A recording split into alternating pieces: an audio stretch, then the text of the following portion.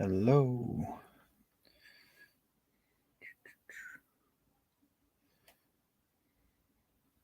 Testing. Hold on one second, guys.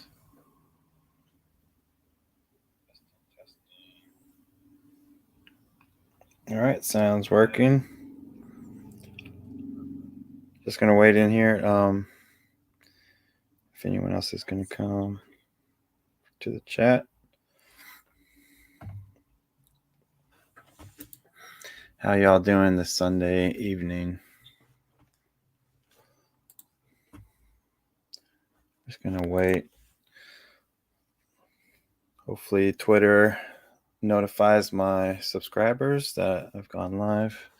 Let me post it up on social media right now.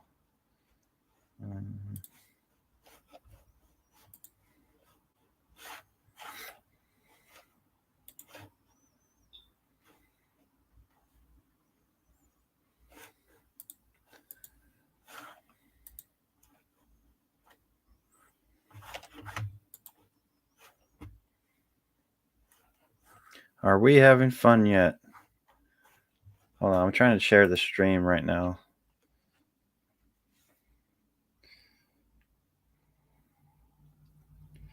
How do I share this?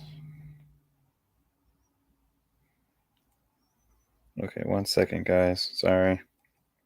Just gonna make this a casual stream. I don't really have anything to talk about. I just had some free time today, in between chores and everything. If you guys want to talk about anything, go ahead and comment. Because I honestly have nothing really to talk about.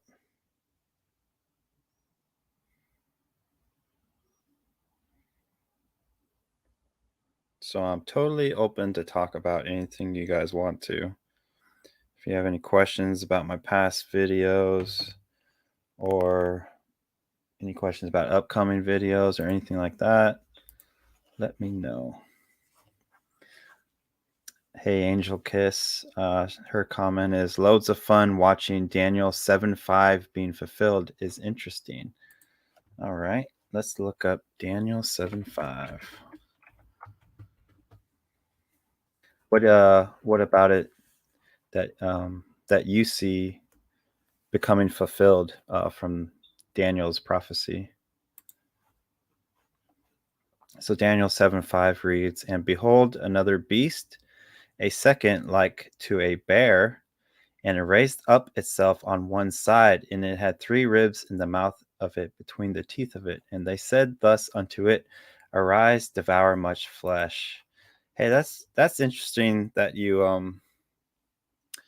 brought that up, because there's lots of videos that I began to do, or at least I started to do, and I just never finished, because either like another interesting topic would come up, or I just did not have enough information on it to be able to do it. Because I always want to put out information that I pretty much have 100% verified and that I've researched, totally and fully. But those prophecies in Daniel, I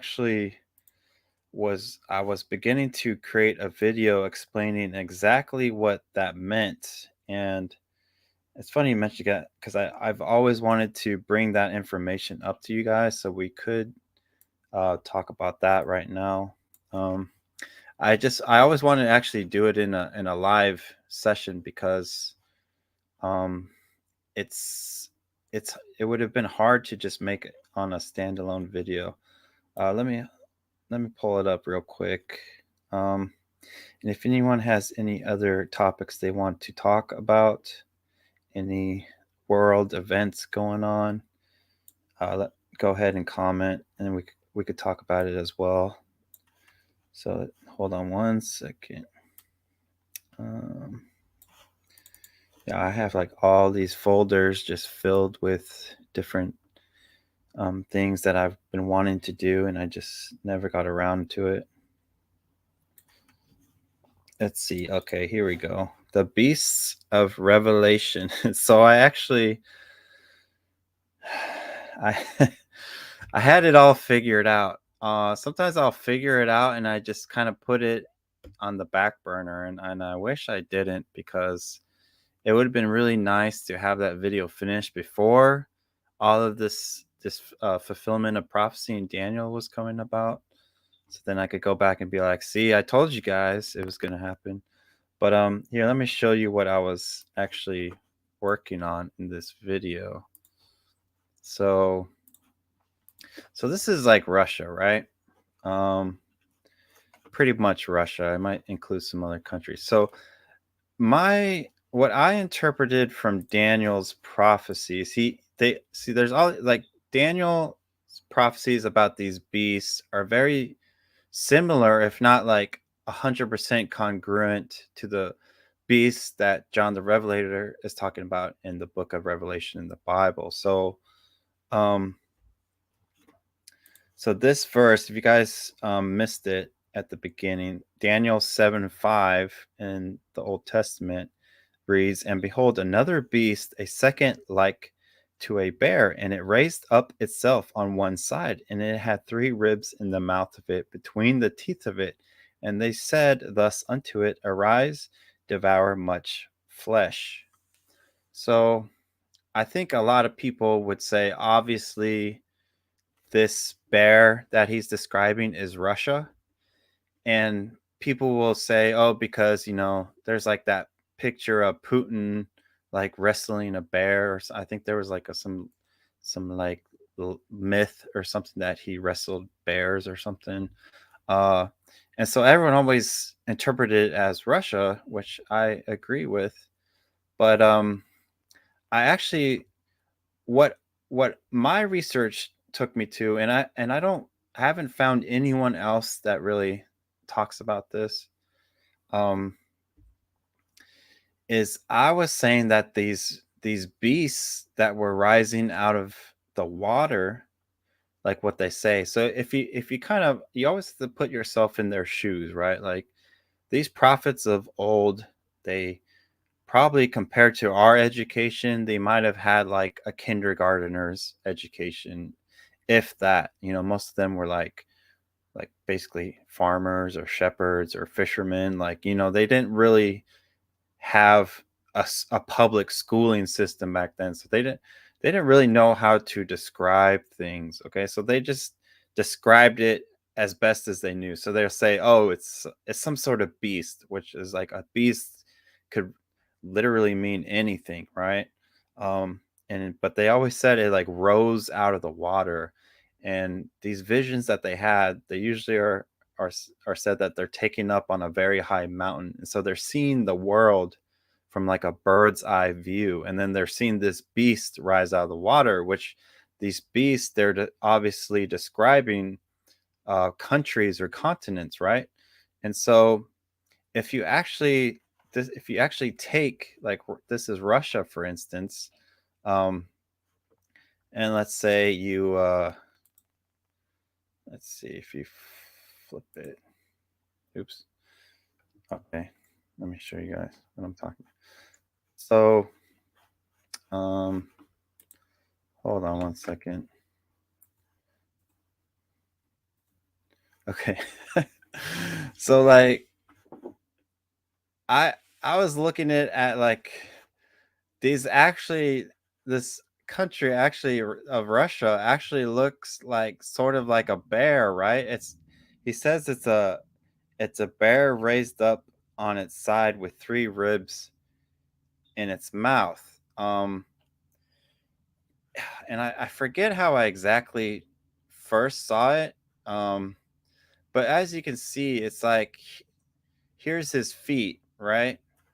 I don't know if you guys use your imagination, right? Like here's like his feet and his little arms and his head, right? It kind of looks like some sort of beast, Here's the ears, you know, like and and it's funny, and you're like, okay, well, that might be a coincidence, right? But then if you actually like look at all these other visions of these beasts that he's talking about, you start to see like, oh wait, like actually it's starting to look like a beast, right? Like they're actually starting to look like animals, these countries that he's describing.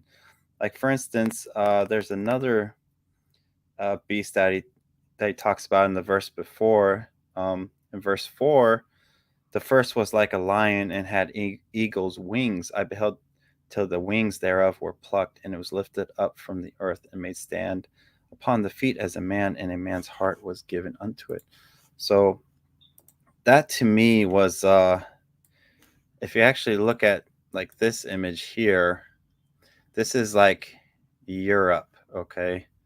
And like this is actually the map of all of CERN's. Um, so CERN is like, it's kind of like the Vatican. They live.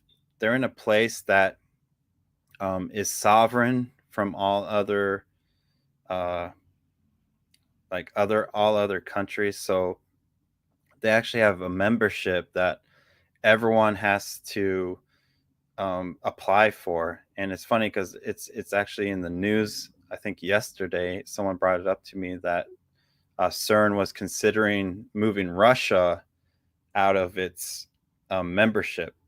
So they're thinking about kicking Russia out of the CERN research facility. And so CERN right now, I think, has like, this is the entire CERN's membership. So this is like all of the, like its actual members are here, member states. They have associate member states, states with access to membership, and like all these things. So like basically the whole world is involved with CERN, and CERN is like its own little, almost like its own little country.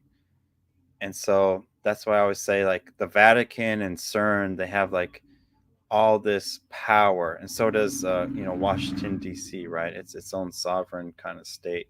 And so all of these places are kind of thrones of power for the beast system. Okay, so if you look at this, I don't know if you guys could see, but it actually looks like, if this is the eye, the mouth, the nose of a lion, right? Here's the lion's mane, right?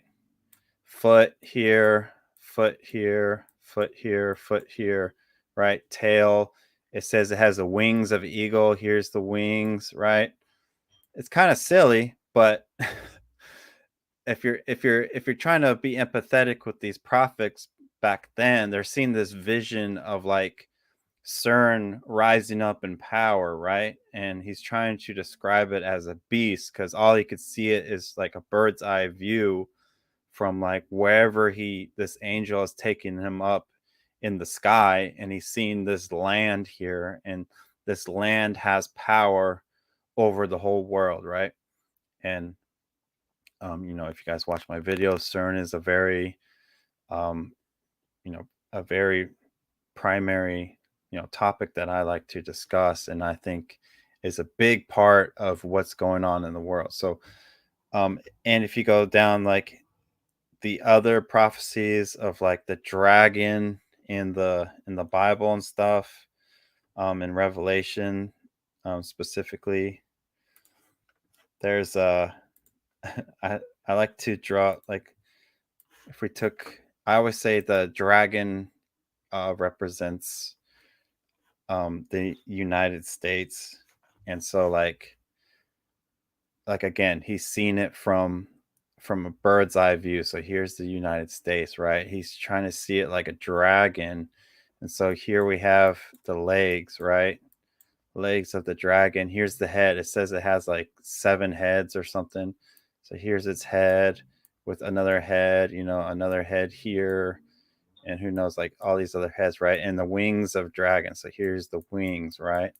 So it kind of starts to look like some kind of beast, right? And that's what I'm saying. Like we have to use our imagination, because a lot of people are just saying, "Oh, it's this country, or it's this person, or it's an actual monster coming out of the sea." But I think like if we actually apply some common sense and just be like, okay, this person's seen this vision, and then maybe the vision only lasts like 20 seconds, and so and he obviously doesn't know what America is, right? Like he obviously doesn't know all these countries, right? Like they grew up in probably one little province all their life, so they have no idea of geography, and they never seen a world map, so they're trying to describe these places of power, these seats of power, basically these major players in the world, and he's describing these countries as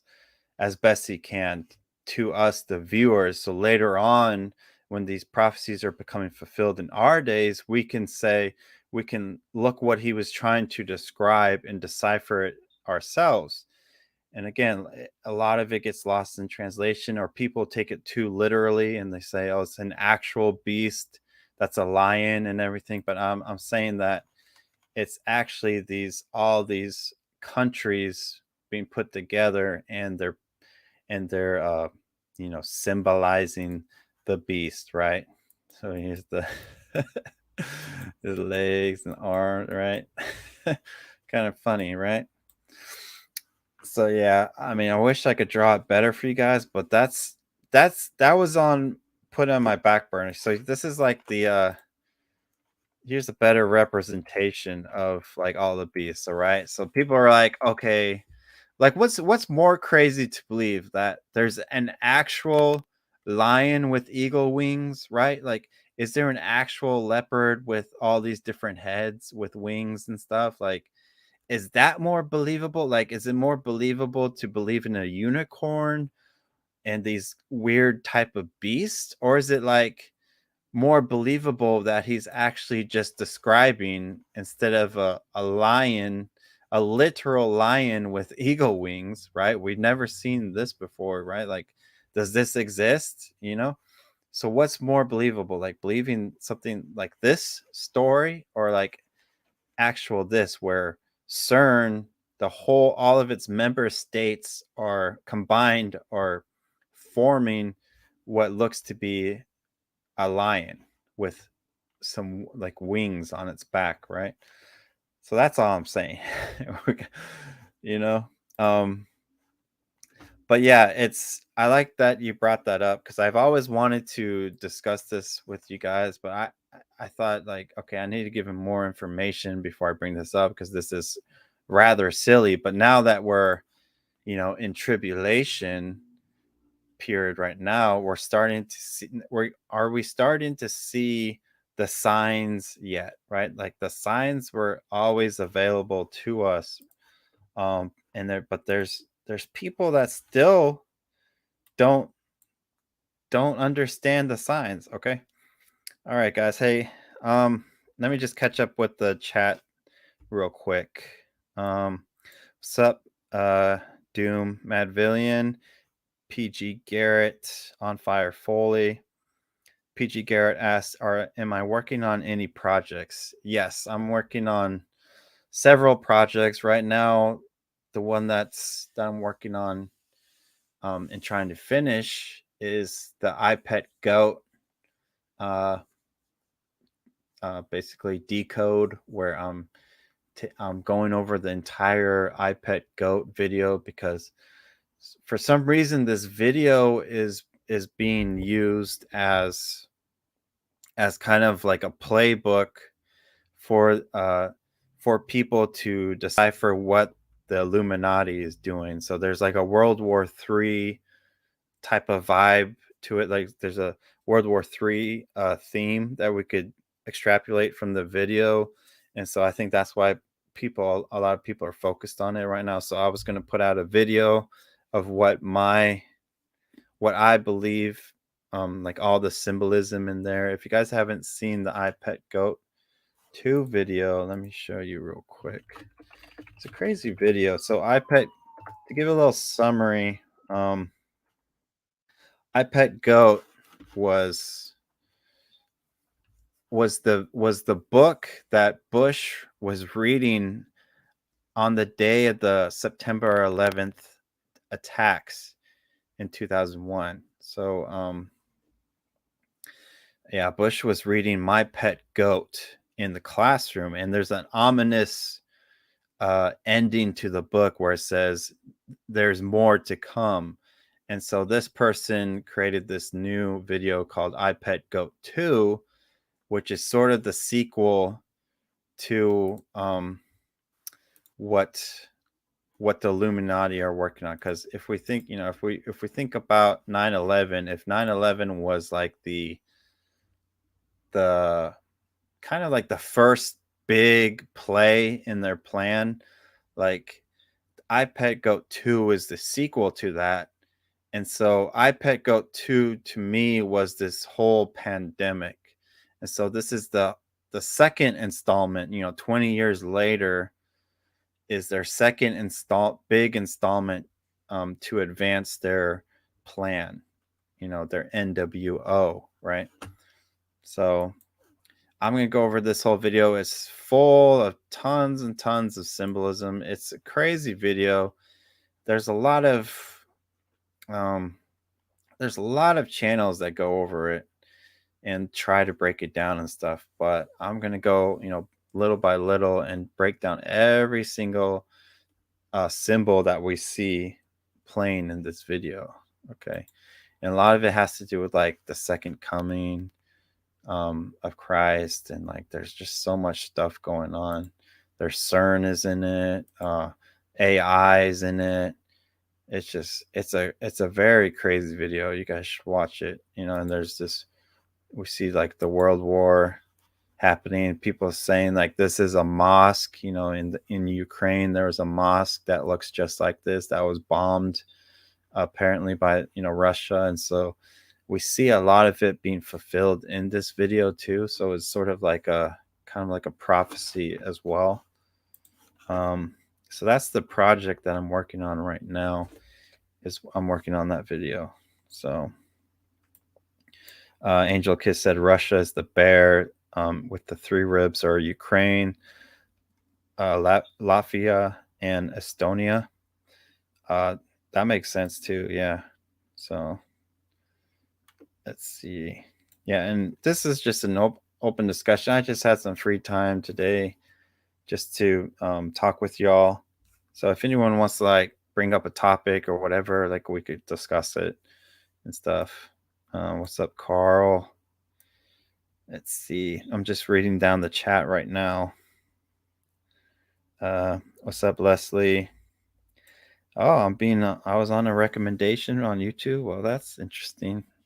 Hopefully I don't upset anyone or make anyone mad. I tend to do that a lot because a lot of people are attached to certain things in this world, which I consider as worldly, right? Like some people are like attached to like being a Republican or being a Democrat, or some people are attached to, Trump or Biden, or whatever it is, right? Like we're all attached to things, but me, I'm unattached from everything. Like that's what I consider like enlightenment. Enlightenment is total freedom to just do and believe whatever you want. So whatever label we put on ourselves, that means we're basically putting ourselves in that box, right? Whatever that those belief whatever that label is, like there's beliefs attached to them, right? So then we're stuck in that box, right? And so I try to eliminate as many of these boxes and as many as these labels, and that makes me more free, right? Like I have more free will to believe whatever I want, and to search out and seek as much truth as I can with any topic, any other label, right? I'm free to do whatever I want. And so that's what I consider to be a free will sovereign being, is where you're not stuck in this, the left side or the right side. Like I'm right down the middle. Okay. Like I try to keep balance as much as I can. Um, what's up, Peter? Let's see. Yeah, pre-tribbers. Yeah, there's I've been dealing with pre-tribbers for a long time, and it's crazy to me because these people, like, they literally pray for doomsday, right? Like, they want the world to just be destroyed, right? Like, it's crazy to me, like, they're ready to get out of here. It's like, why did you come here then? Like, what's the common sense in that? Like, you came here, but you just, like, want to leave. You want to play the victim. You want to be saved, right? You want to be saved by magic, and stuff. So instead of you, like, doing something about it, right? And that's why a lot of these pre-tribbers and Christian stuff, they latch onto, like, Trump or, like, other saviors, right? They latch onto people here to save them instead of them, looking within, right? What did Christ say? The kingdom is within you, right? It's within you. You have the power to change your life, to change the world around you, but everyone is stuck playing the victim. So as long as they're playing the victim, they can never become the hero of their story. So I'm trying to be the hero of my story. I don't want to play the victim. I don't want to say, "Oh, please God, rapture me out of here before all this hardships happen." And so when you're thinking like that and you believe that, like I said, you're putting that label on yourself. You're saying, I label myself as a pre-tribulation. Well, so pre-tribber, if the people that don't know, is basically the Christians that believe before this tribulation period happens, which I talk a lot about on my channel, which I believe happened on 9/23 in 2017, is the very beginning of the tribulation period, which is a 7-year period where there's going to be fires, earthquakes, tornadoes, hurricanes, pandemics, famines, and World War III. So obviously, if you're aware of all the signs going on, it's very common sense, right? It's very obvious if if you're being aware of it, if you're looking right outside of your box. But like I'm saying, if you're labeling yourself and you're putting yourself in this box and you're saying, "Oh, I'm a pre-tribulation Christian," which means you believe that before the tribulation actually begins, that Christ is going to come and rapture you out of here, and it's going to save you before you have to deal with any hardship, which I don't think has much common sense to it. Because what makes you so special? What, with all these Christians that have died over the thousands of years, right? That have been beheaded and all these things. Like, what makes you so special that Christ is going to, single-handedly just come down and save you before you have to deal with any trials or tribulations or challenges? Like, this is why we're here. We're here to grow and to learn. Why it's more of a it's more of a, self-defeating purpose. It's like you come here and then you just want to be pulled out right away. Like, then you don't learn anything. Okay, like, I don't believe that God wants victims. Okay, I think he wants heroes of our own story. And so if you're playing the victim, saying, "Oh, I'm just going to sit here and do nothing and just wait for someone to come and save me," I don't think that's very productive. Okay, I think it's very slothful, right? Like, what's the parable of the talents that Jesus talked about, right? There was a story that he told how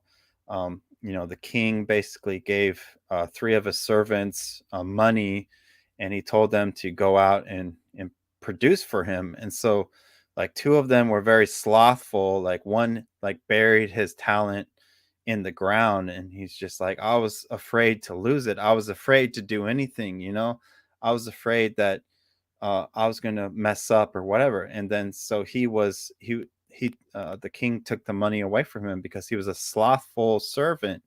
So that, to me, is like the pre-tribber uh, Christians. To me, I believe that they're like slothful Christians. They're not. They're just trying to escape from any trials and challenges that come their way. They just want to lay down and die, basically, right?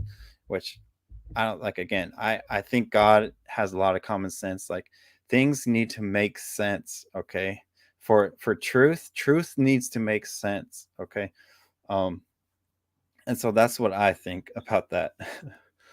So continuing down the comments, let's see.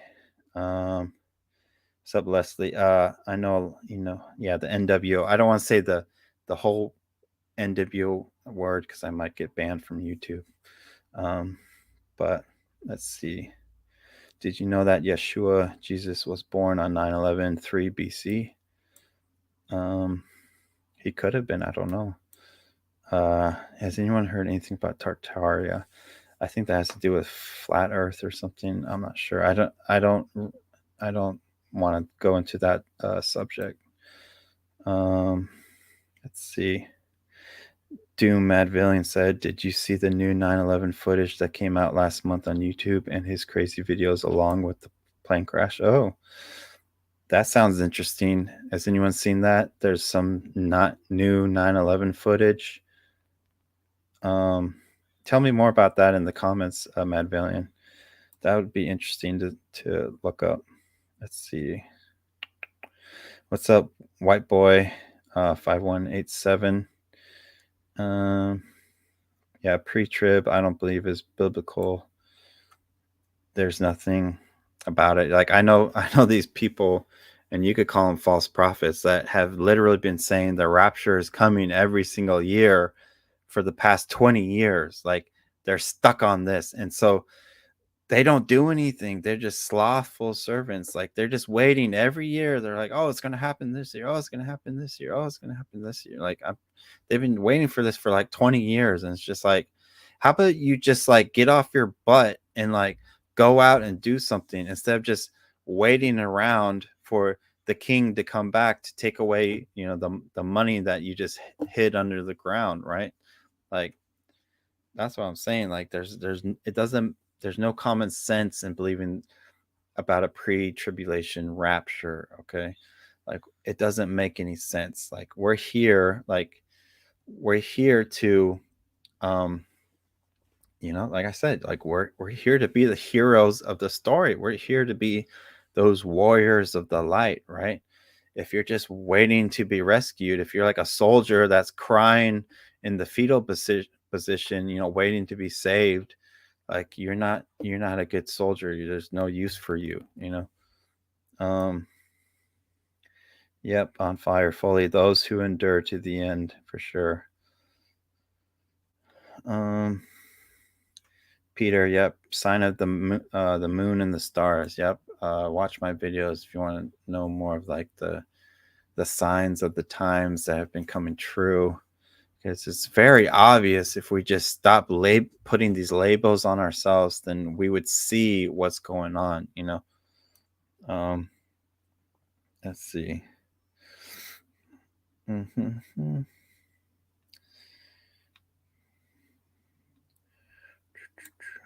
Sorry guys, just catching up with everything.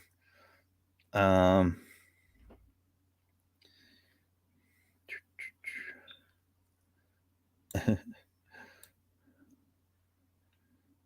yeah, we're in the hey Annie, we're in the sealed judgments already. I agree with that. um yeah, I've been studying a lot of crazy stuff. I've gone through so many rabbit holes. When I get excited if I get a new rabbit hole, and when I talk about a rabbit hole, um, it's basically like a topic that I can dive deep into, and I research it out completely as much as I can find on the internet or in books or anything. I will deep dive into that topic until I'm satisfied that I have like at least like 90 plus percent of all the information about it. So then I can make an intelligent decision of how I feel about it. I don't like to rely on beliefs. I don't like to rely on just blind faith. I like to find it out for myself. I'm a truth seeker. So I go out there and I seek the truth to its fullest. Um, yeah, the Nag Hammadi. Yeah, I think I've read that a long time ago. Um, Mind control program running rampant here. Yeah. Uh, I call it the hive mind of people. There's a hive mind, and there's a lot of tangents to that hive mind. There's like a central one where you got like where there's basically full on demons that have possessed a lot of these people out there. I'm sure you guys know what I'm talking about. There's this crazy amount of possession happening all around the world, and there's many levels to that. Obviously, like there's people that just don't want to see the truth, right? That could be a low level of possession, but then there's full on people that you could look in their eyes and they are void of all soul or light within them, and you could just sense that just evil and that despair and darkness that's inside of them. I'm watching this show on Netflix called um, The Dark Crystal. It was like an old 80s movie that they remade into a TV miniseries on Netflix, and they call it the darkening. Like the darkening is taking over, and the hive mind is like these spiders that um, attach to people's heads, and then they control their thoughts and their movements and everything. They're part of this hive mind, and so I see it playing out today. I've been seeing it for many years now. So if you watch my videos, I try to warn about this hive mind that's coming around. Um, okay, still reading the comments here. Um,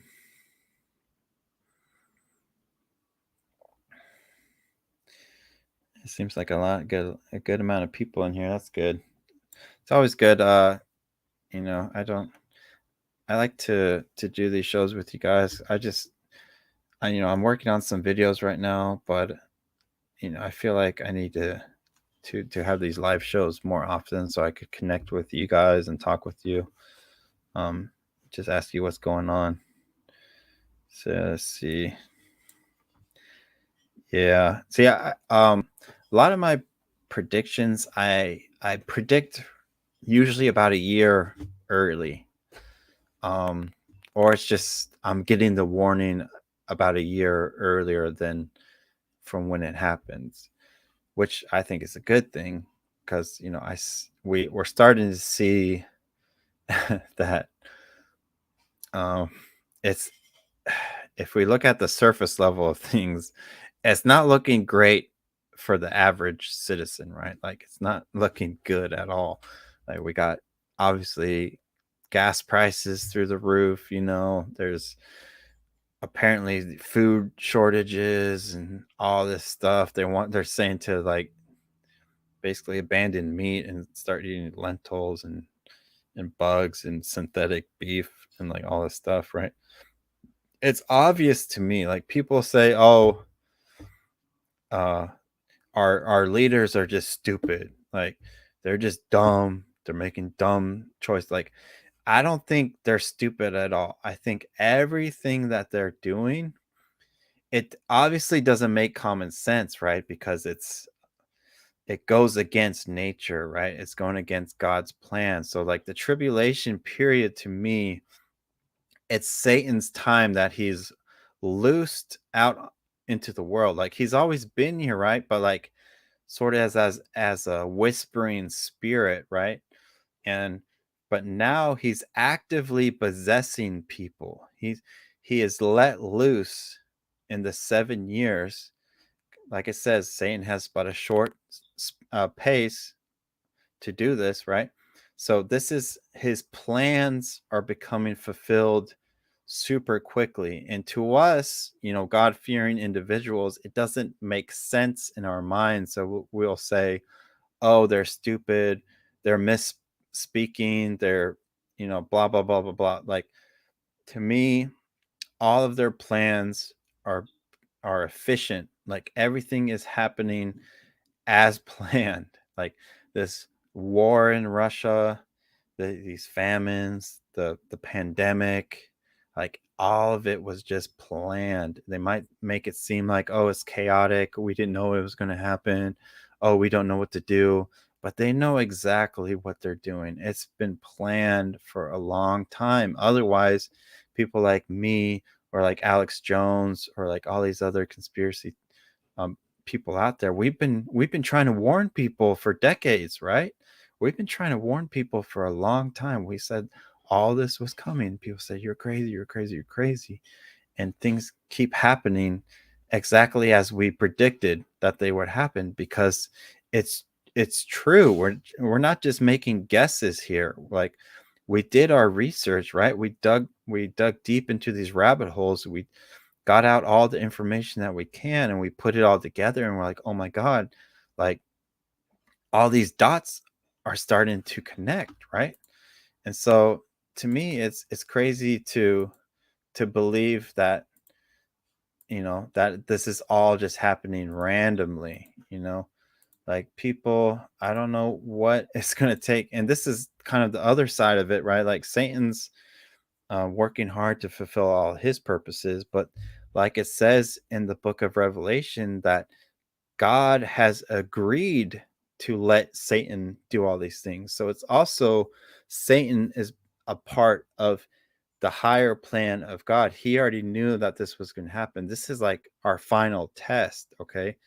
Just like as Job was tried, we're all being tried now in our time, because this is like, you know, the test is about to be over. It's almost pencils down. Like, we're all being judged basically, and the worst is, either the worst or the best is coming out of you right now. There's people either caving into the hive mind and becoming part of the beast, because obviously, I know so many people that have caved in to the new to the mandates, because they didn't want to lose their job, or they were afraid, um, or whatever it is, right? They were convinced, brainwashed, whatever, right? um, this is all part of the test. If you weren't paying attention in the last 10 years or 5 years or 3 years, like, it's like it's too late for you, almost, like, it's hard, cuz like, I'm not here to wake up the masses, okay? The masses have already chosen their path, okay? Most of them have already chosen the hive mind and the beast, okay? um so I'm here to find the elect, the people that are really, sovereign individuals, and believe in freedom and having free will, and that they're responsible for their choices and whatnot, right? I'm looking for those people, the very, like, choicest, fruits, right? um and so I'm here to help guide those people.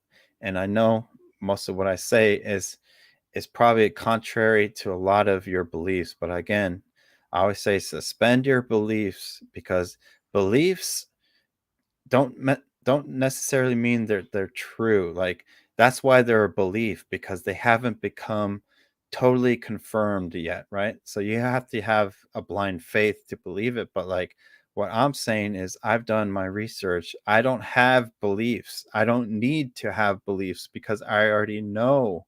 I already have researched it out. So I'm trying to show people, hey, we can get through this tribulation. Okay, I've been warning you guys. Don't don't take the V, right? Don't take the mark of the beast. Don't become part of the hive mind. Stop worshiping all these idols. Step away from the left and the right. Okay, just focus right now, because we have about 2 years left, till 2024. There's uh before 923 in 2017, there was the Great American Eclipse, right? In August, at the end of August. I don't know if you guys remember, but, like, it was a giant solar eclipse that spanned across the entire United States for like 3 hours, and everyone in the United States, everyone was looking up towards it, because it was a sign that was given to us, and it was a great sign. That means everybody was aware of it, because everyone was looking outside, looking at it, right? And the next great American eclipse comes 7 years after, in April of 2024. And it's funny because I've been watching this new show called Picard, which is the Jean-Luc Picard from Star Trek. It's his new series that he has on uh, uh, on Paramount, right? And it's crazy because, sorry for spoilers, but he goes back in time to April in 2024 because he says in April in 2024 is when a giant shift in the timeline happens. He says this is when the it's basically two branches, right? That branch out two different timelines because there's the standard timeline that has most of what we know of what Star Trek is today with all the Enterprise and everything, like all the exploration and stuff. Like that's the good timeline. But he says there's a split that happens where he has to go back in time to fix the bad timeline. So they're on this other new timeline that goes branches off into like where it's like the beast system wins, right? Like the hive mind takes over like all this stuff. So it's crazy that these shows are trying to tell us the truth as well, and that's why I use a lot of shows in my videos because I believe these the people that the elites of the world, they're not stupid. They know, they also see the signs of the times, and they're playing the book as well. They're playing their part of it as well. And so um we just have to be a few steps ahead of them, right? So um hold on, let me keep going down the comments here. How you guys doing? Yeah. um yeah, all the it's sad because I believe all the churches are compromised as well. I stopped going to church completely because I actually saw it. I saw it happening over 10 years ago. I haven't been to church in uh, 13 years because I already saw the darkening taking over. It was the very beginning of it, but like I already started to see it, and I didn't want to be a part of it. You know. Um, and now I see it. It's basically completely taken over pretty much 99% of the churches out there. So it's kind of sucks, but that's the way I see it. Um, let's see. Yeah, Dark Crystal had the parasite things too, and on the strain and so many things, but demons have no body and affect us in many ways. Yeah. Yeah, they're having a field day with us, the demons, right now. You can see the demons very easily right now. I was trying to warn people that it was coming.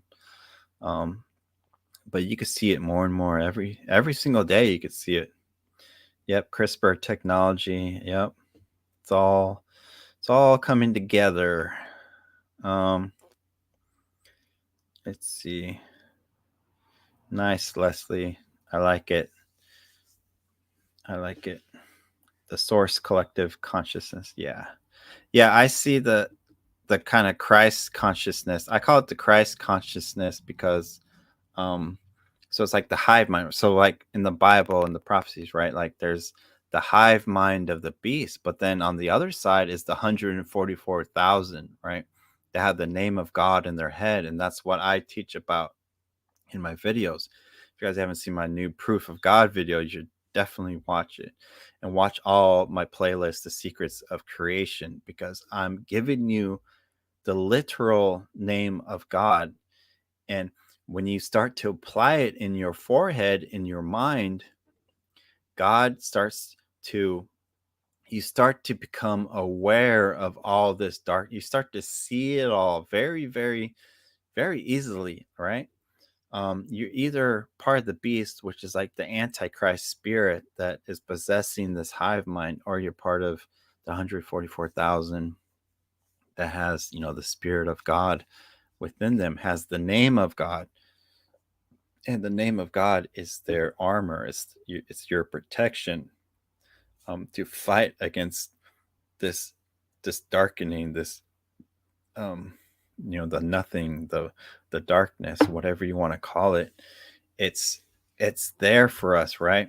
And it's crazy to me because a lot of people don't want to believe it. They don't even want to look at it. Just as Moses raised up, the brass serpent in the woods to heal all the Israelites, right, in the wilderness. Like people just didn't want to look. Why? Because they still held onto old archaic beliefs. These beliefs will hold you down. They will weigh you down, so then you won't receive the advanced hidden knowledge that the creator is unleashing upon our world right now. Okay, I'm doing my research. There's a lot of these people out here. There's lots of good light that's out here, and they're discovering so many different things. And of course, you're not gonna find it out in the mainstream media. They're not gonna be talking about these things. And so I dive deep. You have to dig deep, to be able to find this information out. And so which I have done, which is what I try to share with everyone here, because it's very important. There's a lot of the mysteries, just like it says in Revelation, that there will be an angel that comes that reveals all the mysteries of God. Okay, so all of the mysteries, which I believe are basically the mechanics of how the universe is being created, is how God works, right? Like how God creates and how everything is just is blooming, right? We're trying to bloom into a new world, okay? Not the new world order, but we want to bloom into that Christ consciousness, right? Like we want the love and we want the light to come in, and we have to start to be aware of how God creates and how our universe works, because I believe that's the next step. That's our next step in our evolution.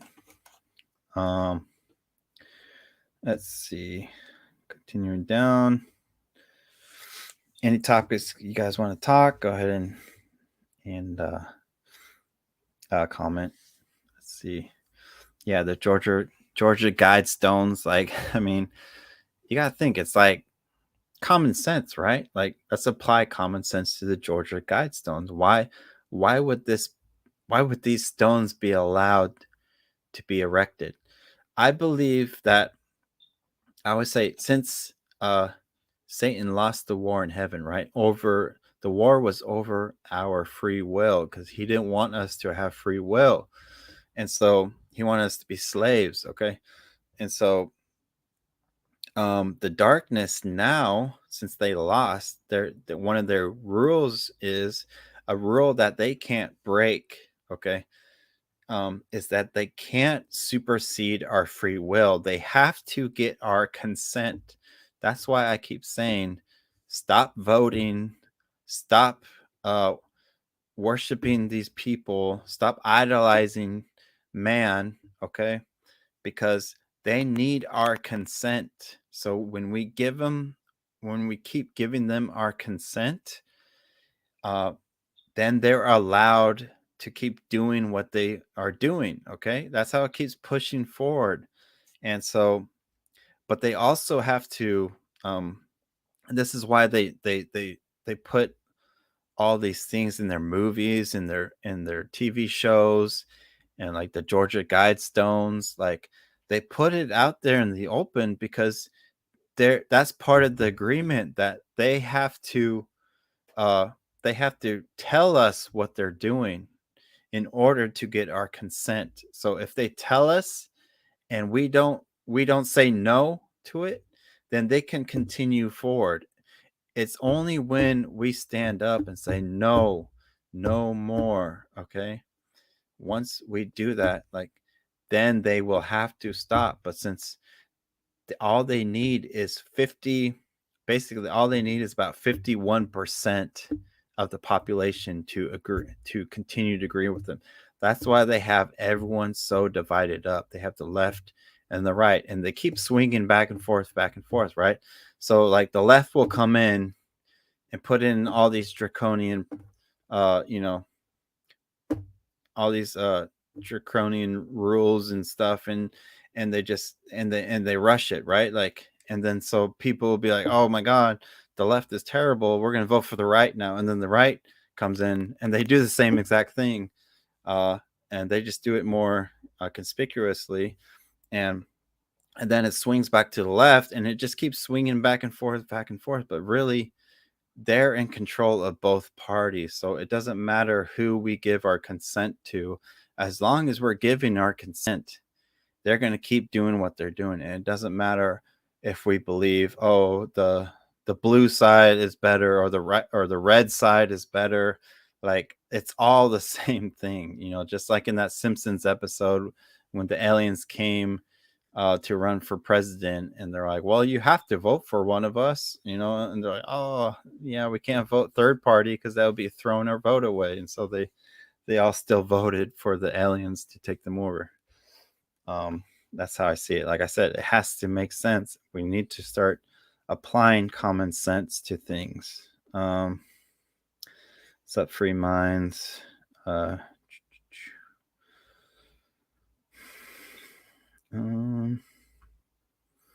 just catching up with the comments here. Earth is a school. It's true. Earth is our.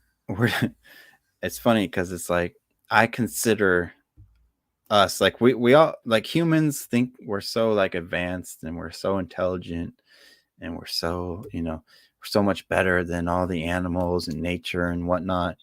But like, would would any intelligent race be destroying themselves and their own planet? Like, I don't think that's very intelligent, right? But yeah, Earth is a school. I think it's a preschool. Like, we're at the very low level of our evolution. Like, if you think about it, we have only recently evolved. We have so much more to go. And so in order for us to progress, we have to start making some hard we have to start admitting things to ourselves. Like, this is the problem with our a real big problem that I see with people in general, is that people don't want to ever admit that they're wrong. So they will keep doubling down on their lies and their hypocrisies. Okay. They'll keep doubling down, doubling down, doubling down. And we see that, we see that a lot happening today, right? Like, everyone's just doubling down on their lies. It's it's crazy because, to me, it's all about progression. That's what repentance really is. It's having accountability and the humility to make that change in yourself. Okay. We have to start holding ourselves accountable, and we need to start holding our leaders accountable too, right? And we need the humility to admit it to ourselves, what we've done wrong and how we can make it better. And until we start doing that, we're just going to keep spiraling down, and never learning from our mistakes. And so we're never progressing. Okay. Nobody's perfect. People like to act like they're perfect, right? But like me, I've only the only success that I've seen in my life has come from failing. Okay. The more I've failed in my life is the more I've succeeded, because I'll take those failures as lessons and I will learn a great deal from them. But the people that ignore their failures and ignore their mistakes and just believe that they're perfect, they will never progress. And that's why we see a stagnation in our country, in our world, and everywhere, because no one is wanting to admit that they're wrong or making a mistake or whatever.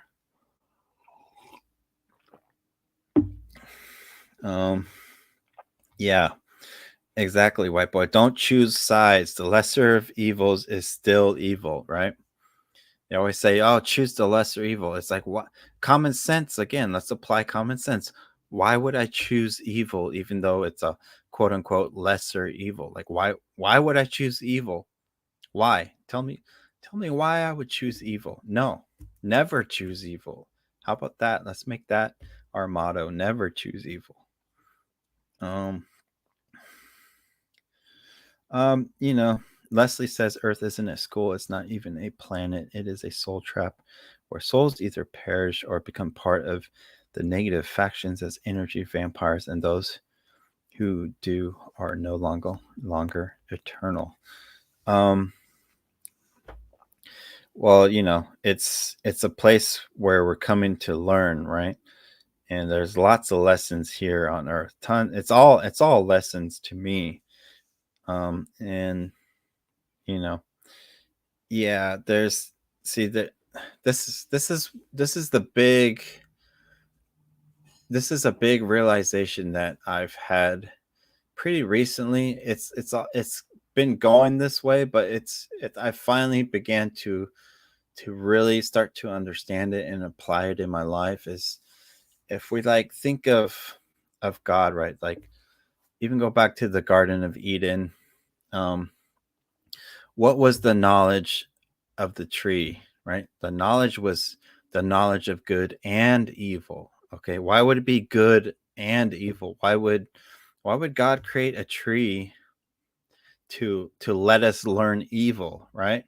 Does that make sense? It makes sense if we apply that. Hey, we see the duality, right? We see polarity in every single aspect of our world. Okay, we have male, female, dark, light, black, white, negative, positive. Um, we could go on and on and on. There's always a duality to everything. Okay, and this is what the big secret is that both are needed to for our universe to continue on. We need both for progress. Without the evil or the darkness, showing themselves, like, what would be considered good then, right? Without the bitter, there's no sweet, right? So it's all lessons, right? Like it's not really about, oh, we need to defeat evil or whatever. Like I think we're really here to defeat ourselves, really. Like we're the only real enemy of ourselves. um and I know that's hard to kind of grasp or to think about, but like really we're here to make ourselves better, right? And so if we're just ignoring one whole side of things, if we're not kind of taking every lesson in, if we're just ignoring the mistakes, right, the negative side of things, if we're ignoring the evil or whatever, and we're only sticking to the good side, then we're not learning what evil has to teach us, right? Evil can teach us just as much as good. Like evil is what teaches people to be good. Like I see this time in our world as, you know, without all this evil coming in, like how would we be the evil? Like, or how would we be the hero? Just like in a good story or in a good video game, you need a good evil boss to defeat, right? And that's how you progress to the next level. And so I see this as basically just a game that we're all playing. And it's how much you can really learn here, because what are you going to take in the next life? Like you're not going to take any material objects with you. What you'll take with you is your intelligence, right? Your consciousness, your awareness. And that's what is going to matter. And that's how our soul progresses. That was always my future man. Is like how much am I going to progress a billion years from now? That's my mind. I always like to think, okay, in a billion years from now, what am I going to be like? And if we don't admit our mistakes, or if we don't admit to the lies that we tell ourselves, then how much will I progress in a billion years? I'm just going to be going around in circles, committing the same old mistakes over and over and over until I learn from them. And I think that's how our world is right now. We see history continually repeats itself, right? We're seeing history all over again repeating. Because why? Because we haven't learned from our mistakes. We haven't learned from our history. If we don't heal the past, then the past will always become our future. It will always come in a circle because that's karma, right? Every action requires an equal and opposite reaction. So it will just keep spinning around, spinning around, spinning around until we figure it out. Reading down the comments. Let's see.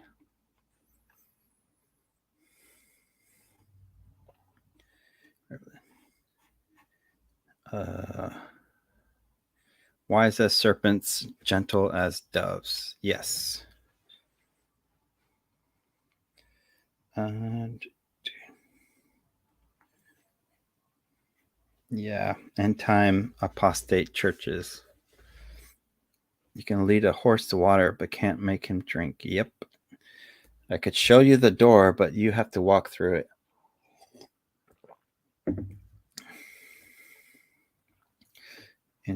Angel Kiss said, I'm glad my sisters didn't take it and my dad didn't.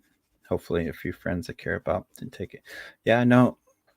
I was surprised by some of my friends that didn't take it because they were like very like they're very like by the rule book, right? Like they were very like you know, I they follow all the rules in life, and they're like hell no, I'm not going to take that. And I'm like, whoa, I didn't see that, but I was happy for them that they didn't. The whole mandate thing was the prophecy of the 5-month prophecy in Revelation, which I predicted that Biden would, he basically pushed and pushed and pushed, and it was only like 5 months, right? He's the mandate started in August, and then basically ended in like January or February. So it was only a 5-month ordeal where how many people took the mark? Billions of people, within those 5 months. So that was the 5-month push to get people, and that's all it took was 5 months. 5 months to wear you down. He has 7 years. He's been wearing us down little by little. If we're not aware of what's going on, right? If we're not following the signs, if we're not actively searching for the signs, then we're gonna be led astray, right? That's why I'm always focused on the signs and the symbols. Okay, the next big sign will be 2024, when the next solar eclipse happens. That's just like in Picard TV series. They know something's going to happen during that time. They already know. They're way ahead of us. Okay, they've been playing this game for thousands of years. Okay, since the Egyptians. Okay, they've been playing it much longer than we have been. And so they know the game very well. And so we have to be that much more evolved than them, because they have a lot of power, but we have 100 times more. We could be 100 times more powerful than them. We can affect our reality in the world around us, but we're still lost. We're still lost little sheep. Like, we don't know the way, and we don't know how to do it, because they've been part of these secret societies going all the way back to Cain's time. Cain was the first one with the mark, right?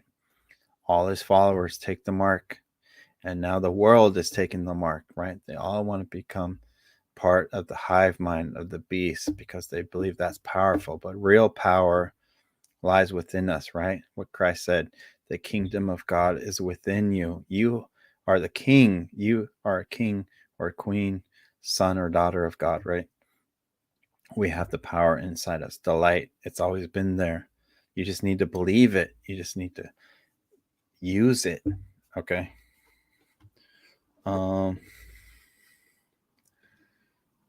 Yeah. Hey, Gidget. Gidget said, I attended a great church for years, preached the true words of the Bible. Didn't feel good, but 7 years ago, I moved this town's tiny churches don't know the word at all. Yeah, a lot of them don't, for sure. Thank you, Madvillian. Kevin Wesley for the 9/11 footage. I'll look that up later. Let's see.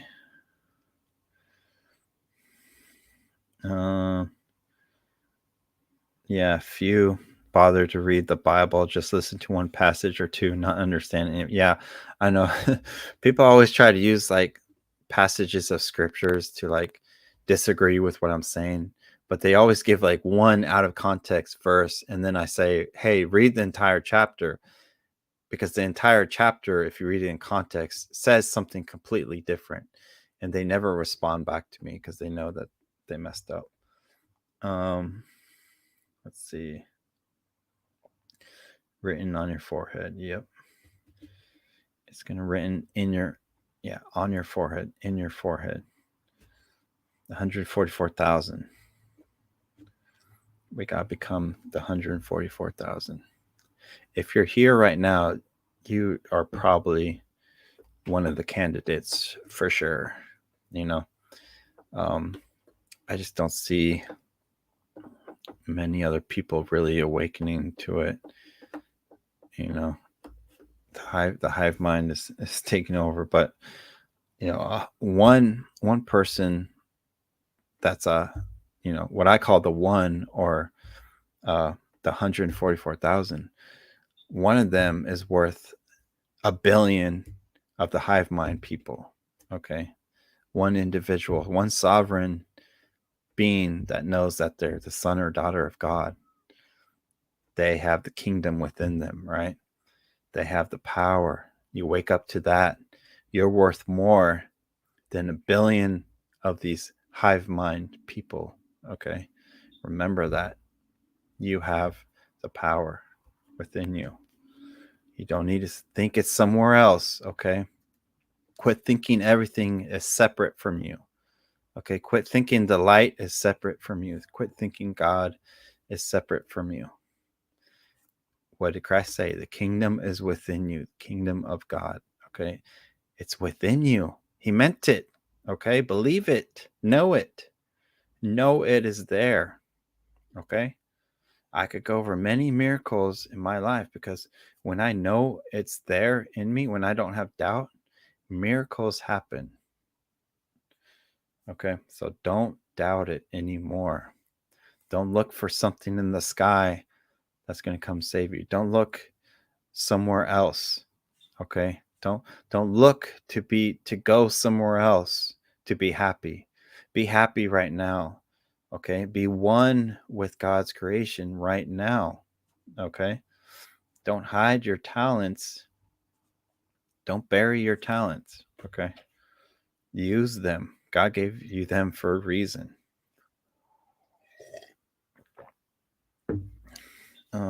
Still going down the comments. Gidget said Enoch was removed from the Bible. Do we would uh, would we would be kept more in the dark about reality? Yeah. Book of Enoch is a really good book. See, like I said, like man removed a lot of the knowledge from the Bible. That's why there needed to be a new prophecy, a new revelation, a new angel that came down, just like what it says in Revelation, that comes down and reveals all of the hidden mysteries of God, because a lot of it was lost, a lot of it's been taken out, a lot of it's been mistranslated over thousands and thousands of years. So there needed to be a new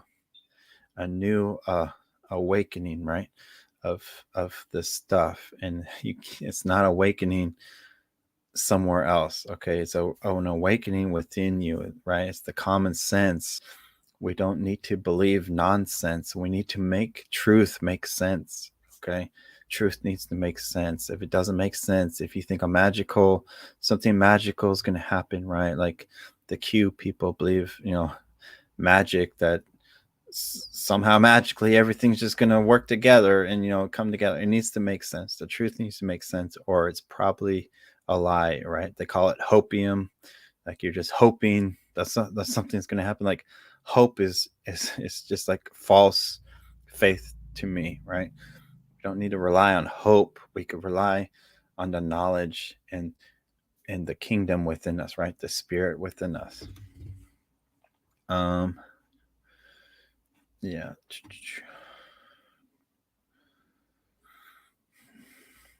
Yeah. White Boy says I've had out of body experiences.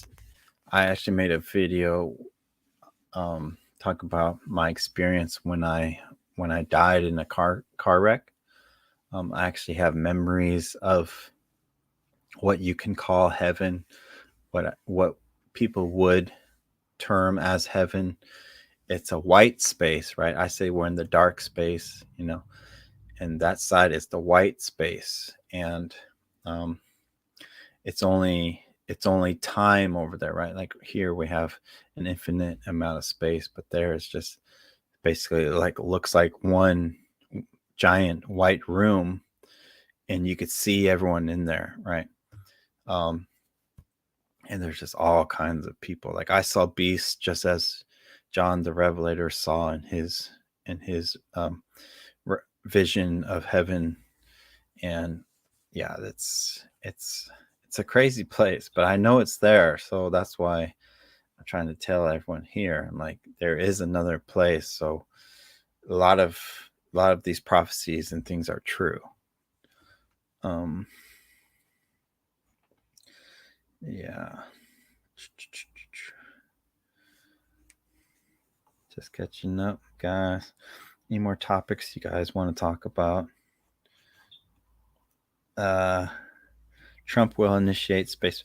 Yeah, I think Trump might might go again for the president again. I think that might be the play, because like I said, I usually make a prediction early, because I thought he would be the president the entire time of tribulation, but there was that one other beast that came afterwards. If he was the seventh head, and I said that, if I got it wrong, that Biden could have potentially been the the the beast that resembled the lamb, like a white lamb, right? He's the white haired person with two horns. I don't think that's him, but um, I think what my other prediction was that Trump would be seen as sort of the white knight, right? Like they're basically, trying to fail as hard as they can while still pushing the agenda, the NWO agenda forward. But it's going to look like whoever is the next president is going to look like a freaking savior, to everybody. And that's when tribulation will end. Just like it says, the last head of the beast will have but a short space to accomplish, the rest of the tribulation period, basically. So I think whoever will be the next president will have so much power because people, um, like I said, it swings left and right. So the balance to swing back to the right will be a rather hard swing, right? Because how far left, uh, at least this country has gone, and well, actually, many countries have gone, right? And so the swing back will be very forceful. So, and people will back it up. So I think he might run again and win, and that might be the sign. Watch for that sign. Uh, let's see. What's up, Adnan? Adnan. Trying to catch up with everything.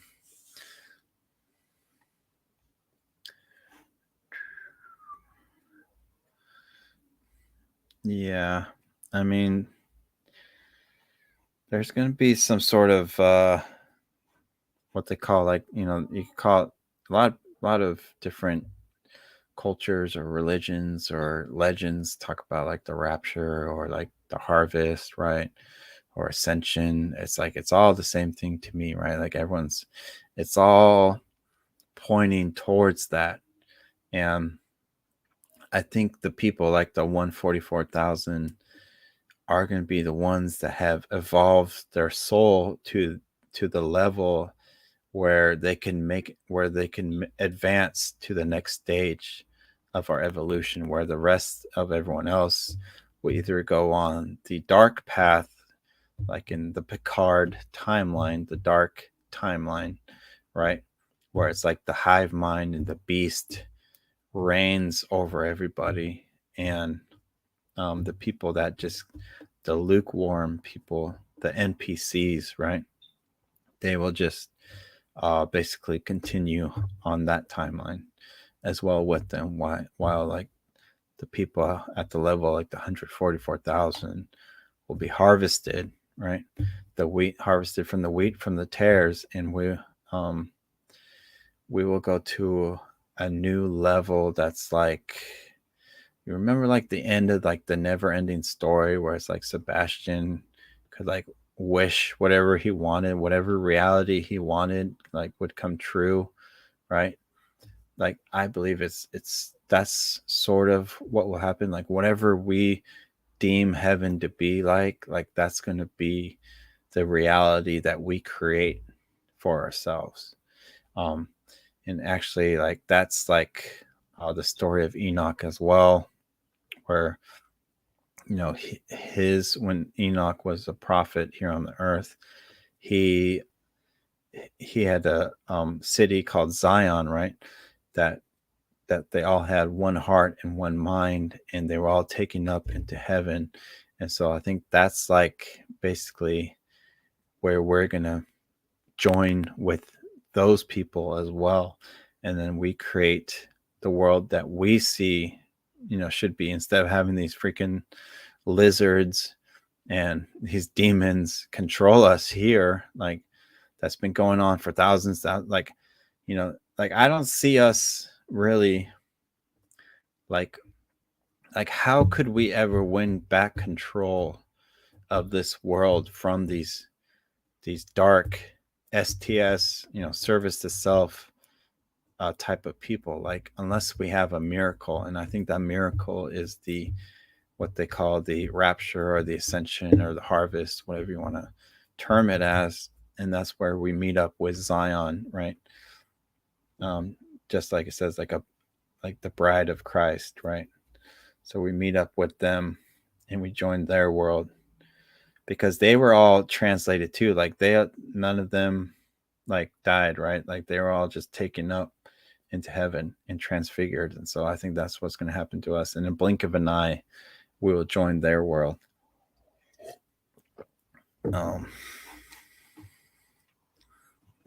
So that's what I think.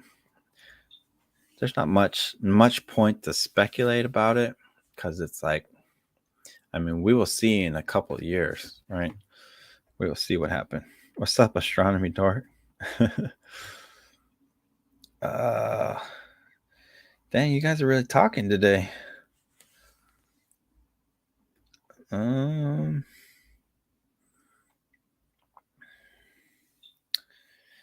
Yeah.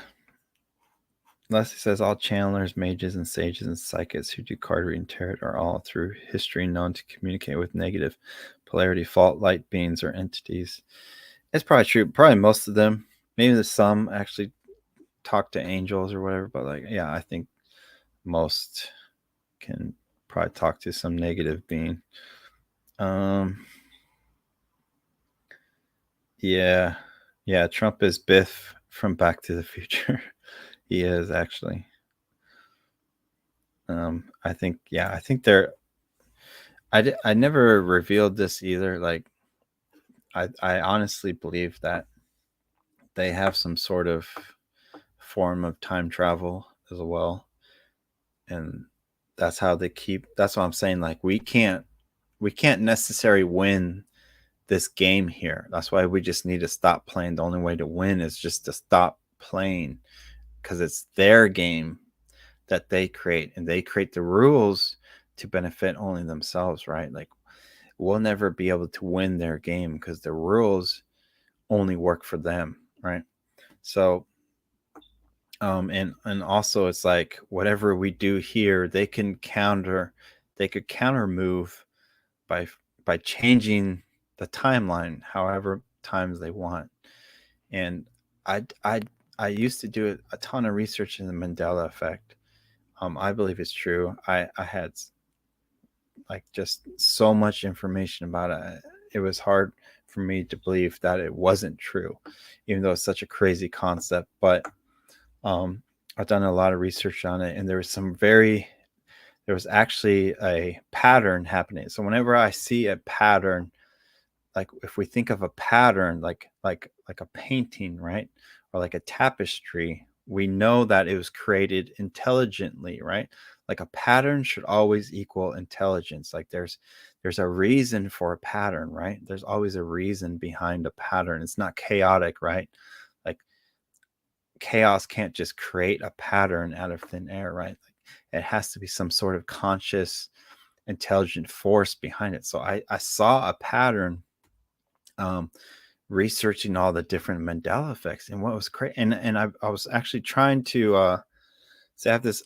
I had a new old computer that I used to create my videos on when I first started my channel in 2017.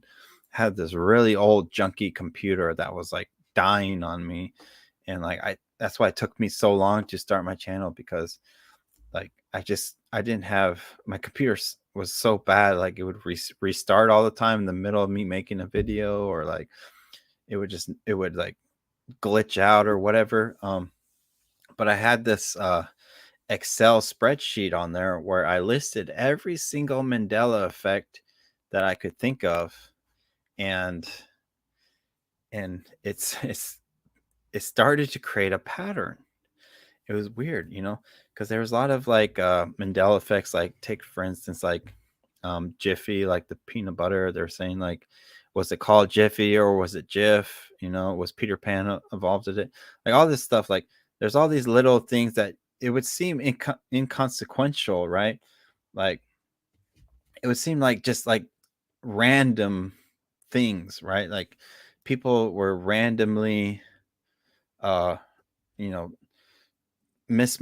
remembering something or whatever. But like I put all these Mandela effects together. There was probably like maybe like I don't know, like 60 different Mandela effects. Like I used to be like an admin on like a Facebook group for the Mandela effect, and we had like almost 300,000 people in it. So everyone was like, so everyone that had a Mandela effect, I was like listing them all, right? And so I went down every single item in the list of all these 60 items, and I started to see a pattern, like because it would seem like, oh, it's all just random stuff, right? Like the Berenstein Bears, like Luke, Darth Vader, like um even like stuff in Back to the Future, like all these different things. Like it would seem like it was just all random effects, right? Like just random things happening. But like behind everything, I started doing research and like deep dive into each item, and I started to see like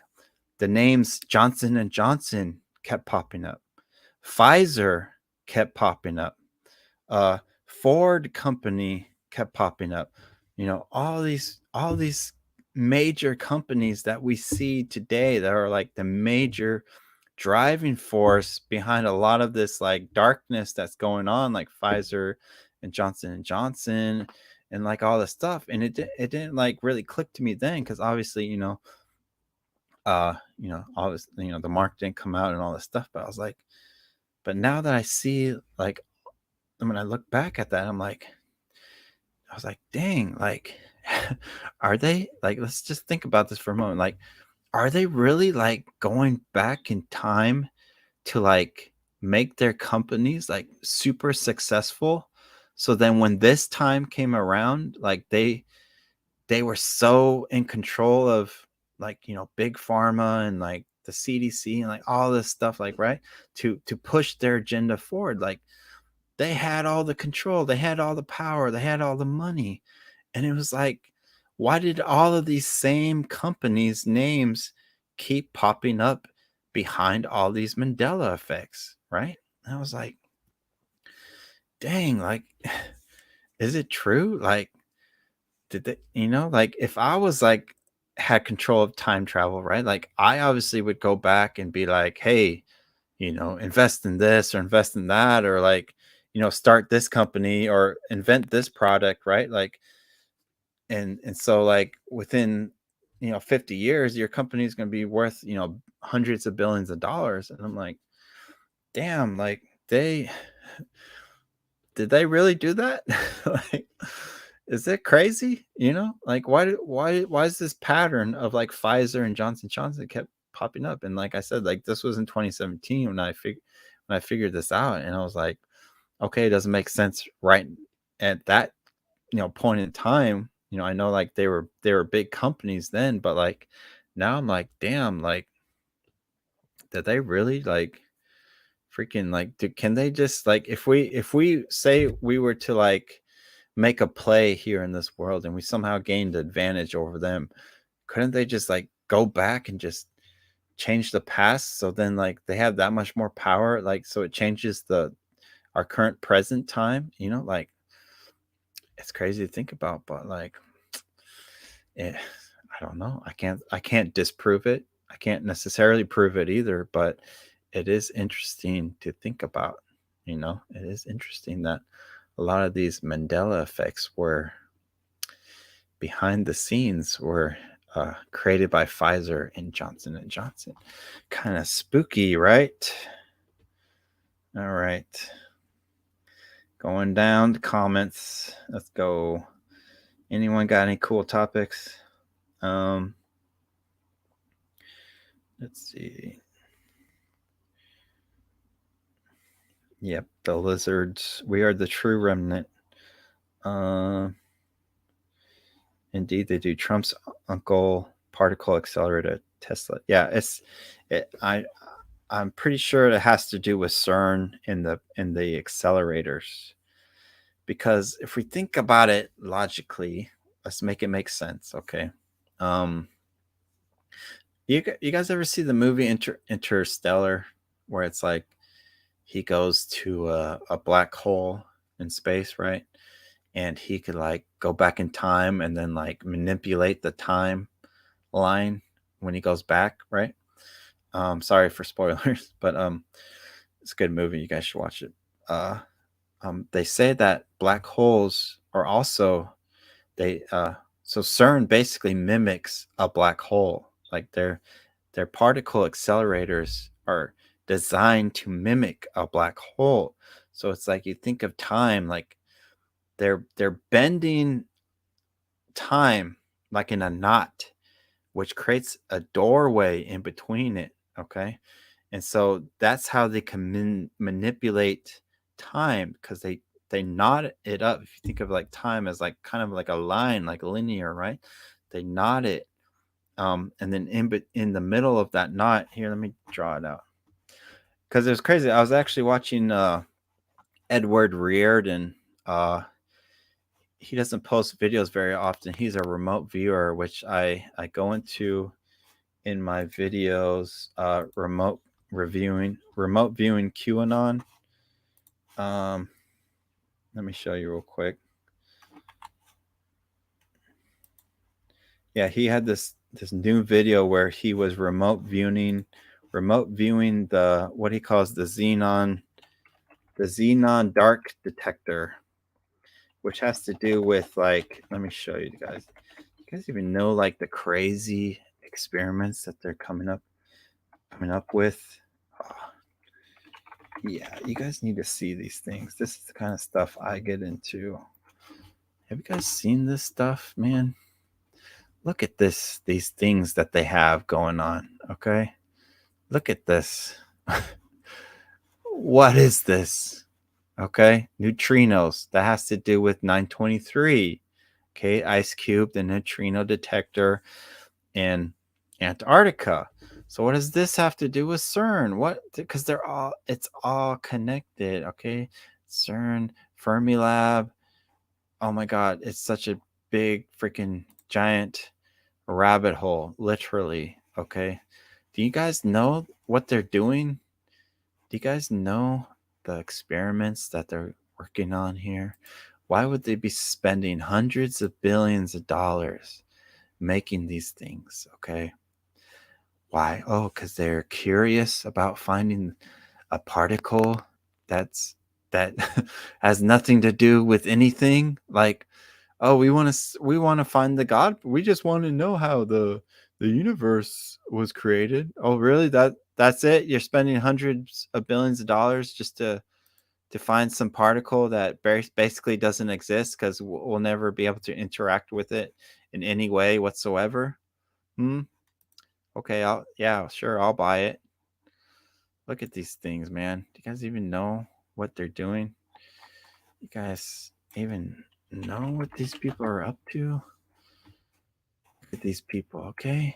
Hundreds of billions of dollars. You think they're not doing something important? Something important for the elites? Hmm? United States Department of Energy firm. What is the Department of Energy? Remember, watch my Stranger Things video if you guys want to know. Yeah. Okay. My guess has to do with time travel. Okay. Look at these things. Okay. This is they call it the Deep Underground Neutrino Experiment. Okay. This is 800 miles. Okay. From Illinois to South Dakota. 800 miles. Why doesn't people know about this? What is going on? What is so important? Have you ever seen them work on something so devotedly, like spend hundreds of billions of dollars to make this happen? Like, what is it? What are they doing? Deep underground. Why is it all neutrinos? Why does it all have to do with black holes in space? Okay. If we think of Interstellar, right? What are they doing? They're bending time. This is what Edward Reardon. Let me show you the video. Okay. Let me show you this. Because he is a crazy person. He's crazy like me. That's why I like him. Watch my videos remote viewing with QAnon to really see the stuff. He saw the pandemic before it happened. He saw a lot of the stuff that they're making. Okay. He's seen this. So he's a remote viewer, right? He's basically like you could call him a prophet if you want. Like he's having visions of things, right? What does this look like? Okay. Does it maybe sort of resemble this yellow cube thing? Here's the sensors, the light sensors, right? That you're seeing, like yellow cube thing. Maybe. I don't know. What do you think they're working on? He obviously is having these visions for a reason, right?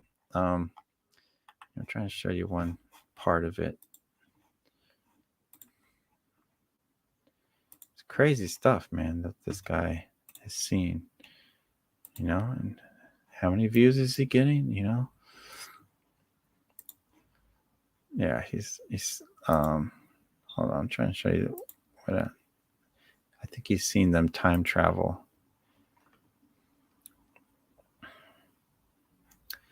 Darn.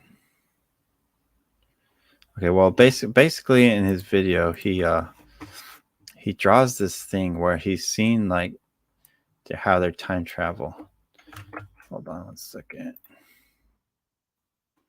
Okay, watch this. So he's seen it like this is how they time travel. Okay, so here's time. This line represents time, right? And they tie it in a knot. Okay, so in here, they're able to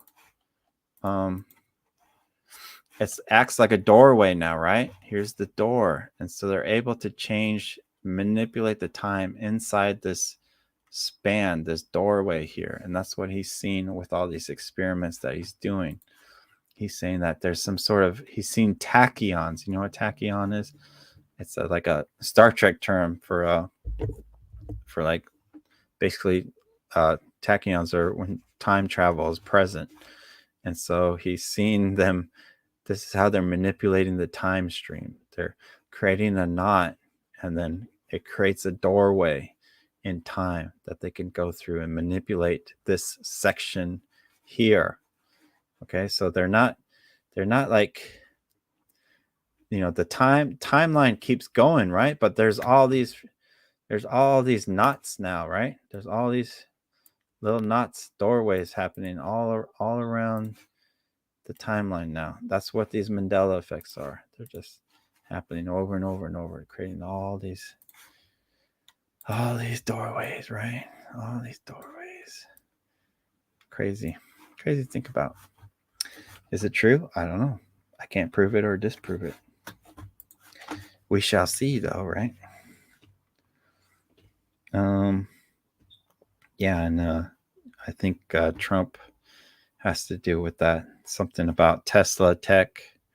Like Tesla was big on that, and apparently the story, as the legend goes, is the Trump's uncle was like, I think he was part of the team that invaded Tesla's laboratory, or like after Tesla died, they got all his equipment and all his his experiments and everything, and so they were able to make a sort of the time machine with it in a way.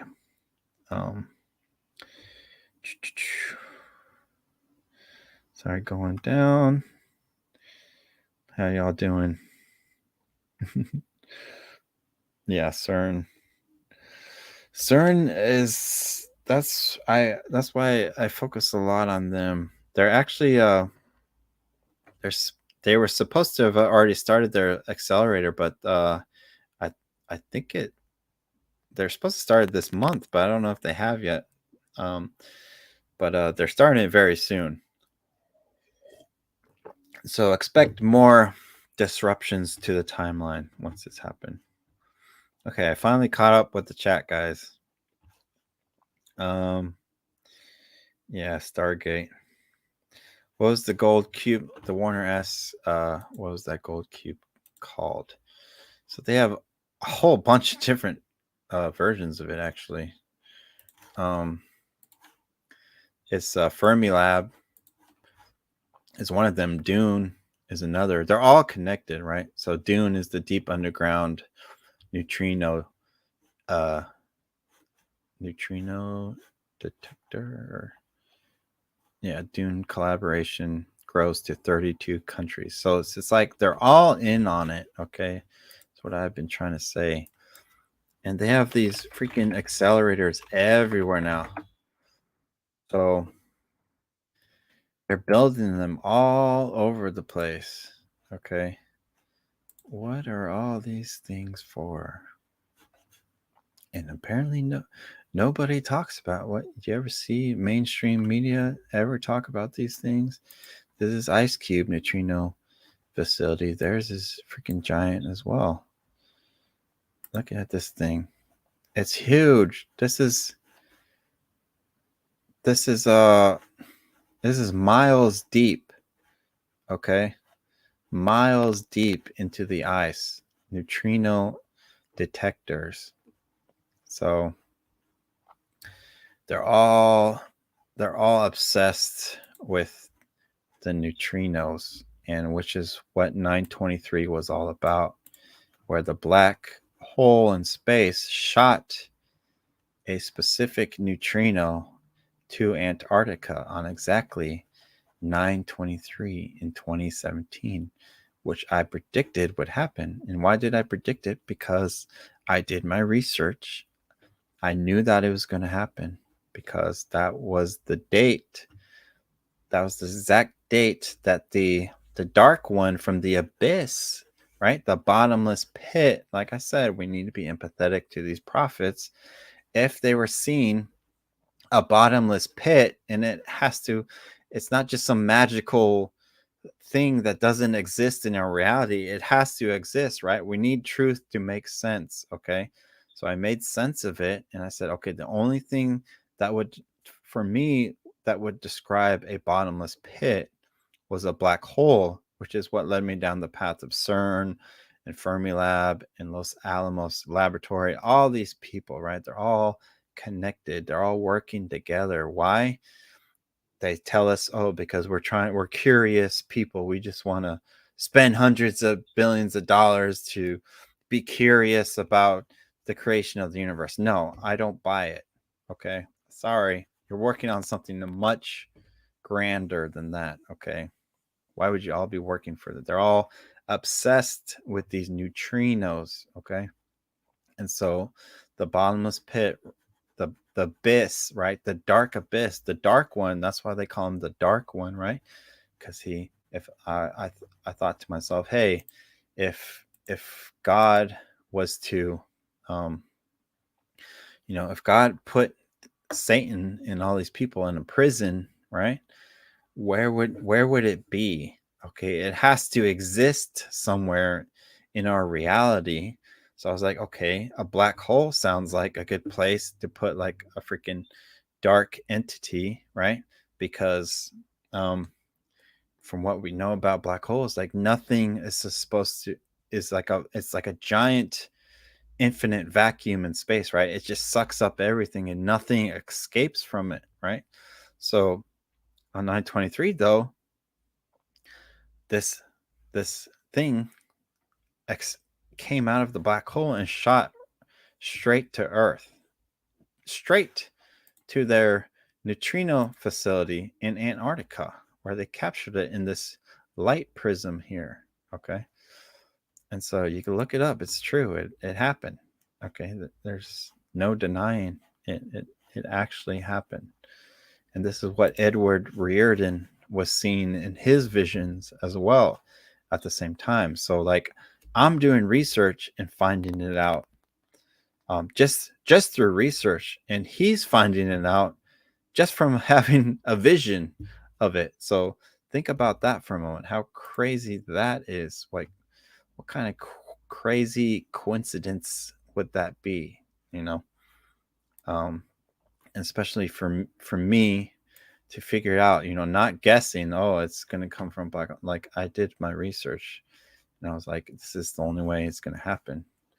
And it did. It came out of black hole and it came straight to Earth. Like why couldn't it have gone to Saturn or, anywhere else in the galaxy? Like this, they said that this black hole was 6 billion light years away, uh, which is a crazy amount of distance, and it hit our planet. So um so they're all studying dark energy, dark matter, black holes. Like it's all this darkness that they're obsessed with, right? They're all obsessed with the dark. Like why aren't we working with light energy, or why aren't we spending hundreds of billions of dollars to like battle cancer, or like discover, like create our planet, save our planet, right? Like why aren't we putting science towards all of that stuff?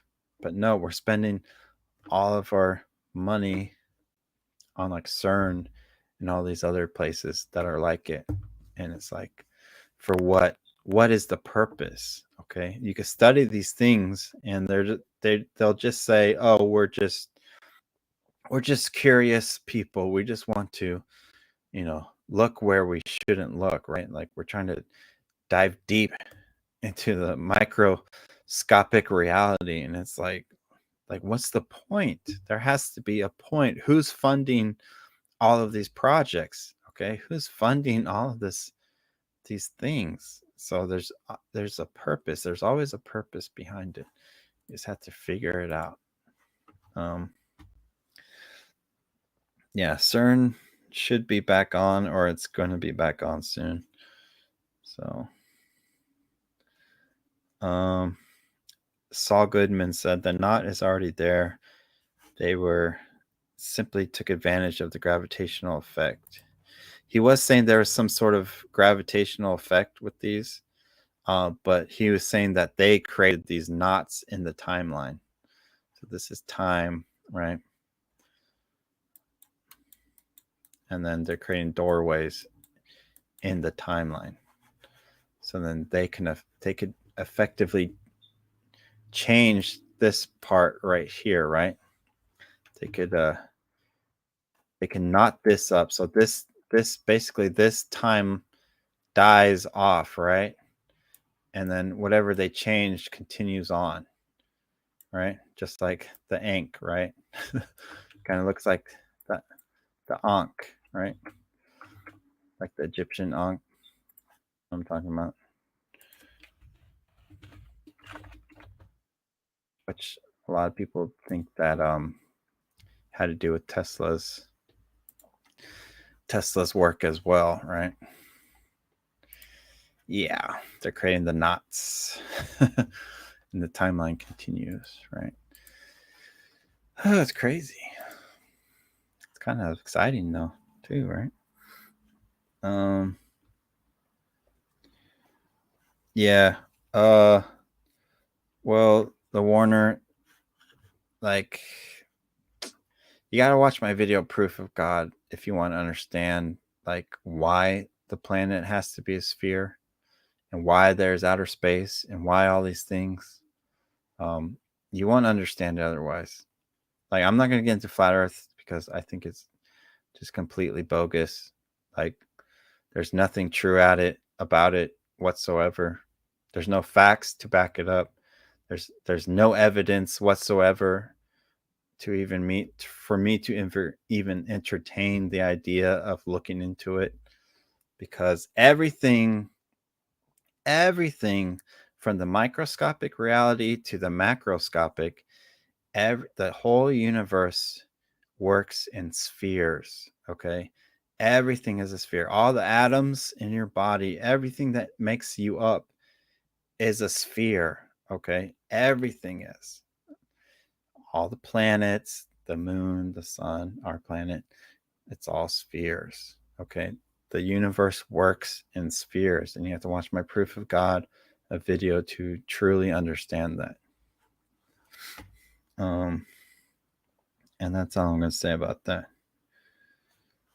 Saul Goodman says, I thought we orbited the black hole. How are we above the black hole? Well, there's many black holes. There's supposedly a supermassive black hole in the Milky Way galaxy, and that's what's making everything spin, right? Because these giant black holes are sucking everything into it, and it's creating this vortex, right? It's creating this is how electromagnetism works. This is how gravity works. We're all spinning around, okay? And there's many black holes. This was a different black hole. This was not the black hole from the Milky Way galaxy, but it was one that was 6 billion light years away from the Orion constellation, okay?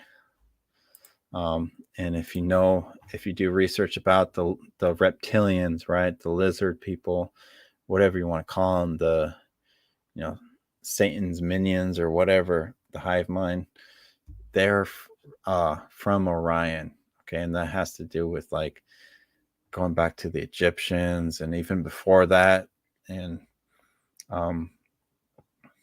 there's a lot of mythology that we can talk about for hours. That has to do with Orion and all that stuff.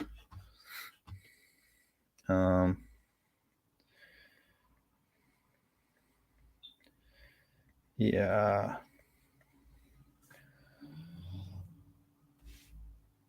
I'm not going to go into flat Earth. It's just, there's no point. You will never get any answers researching flat Earth. It will only lead you to more and more questions, because say, for instance, if we were to entertain the idea, say if the Earth was flat, if we suspended our belief, that means everything is a lie. Everything, not just NASA or whatever, the government, blah, blah, blah. Like, everything is a lie. All of physics, all of science, all of math, everything. There is no such thing as infinity, okay? Everything we know about God is a complete lie. Everything is a lie. So that's why it just doesn't make sense.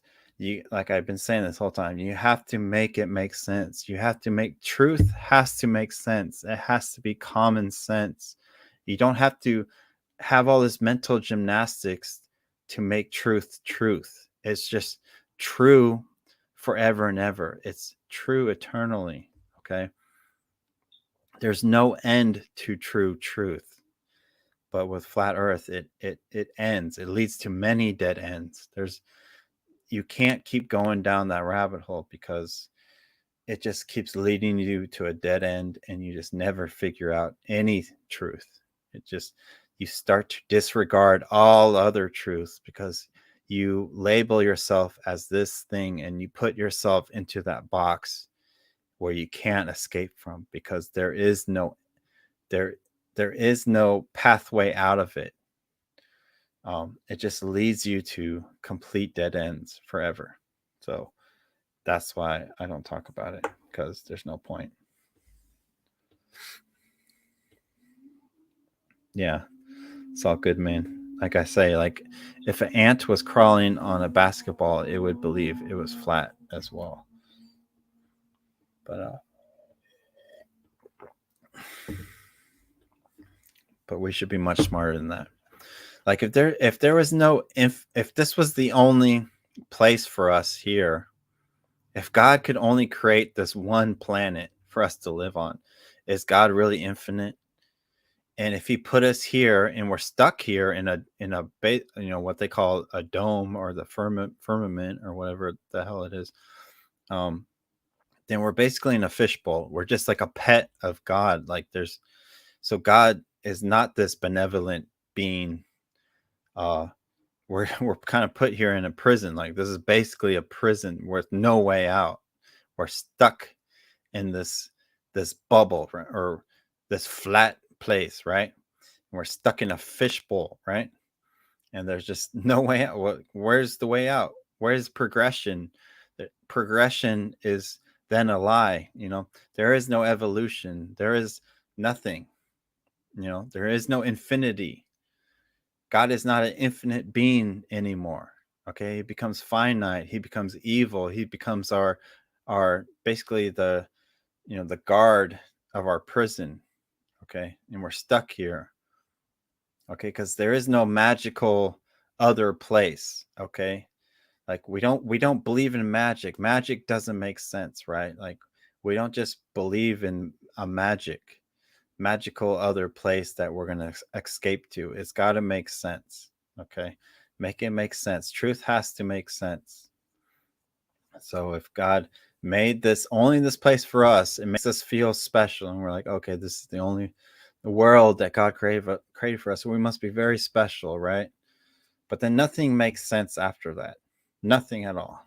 You could even say, oh well, they always say, oh, there's a firmament, that's the dome of this world that separates the water from our seas, and the water and basically above the firmament. So what's the water above the firmament? Is that like, are we in a giant pool, or like we in a glass of water? Like what there has to be an end to that water then, right? Is it just all water? Then why isn't this water considered outer space? And what's all these other planets doing in the water? Are they floating around? If they're floating around, then why aren't they all chaotically crashing into each other, or like floating off and where we don't see them anymore? But they're all stationary, right? In they're all in a pattern, right? They're sticking to a pattern. Water is chaotic, so water would have washed them away, or whatever, they would have ended up somewhere else. But as you can see, all the planets, all the constellations, all the stars, like they revolve in an orderly way, right? So again, none of it makes sense. Okay, not a single thing about it makes sense.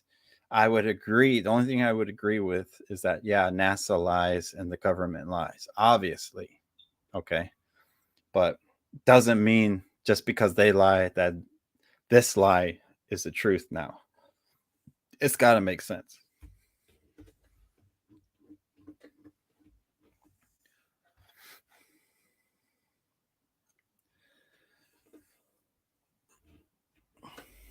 All right, guys. Probably gonna get off soon.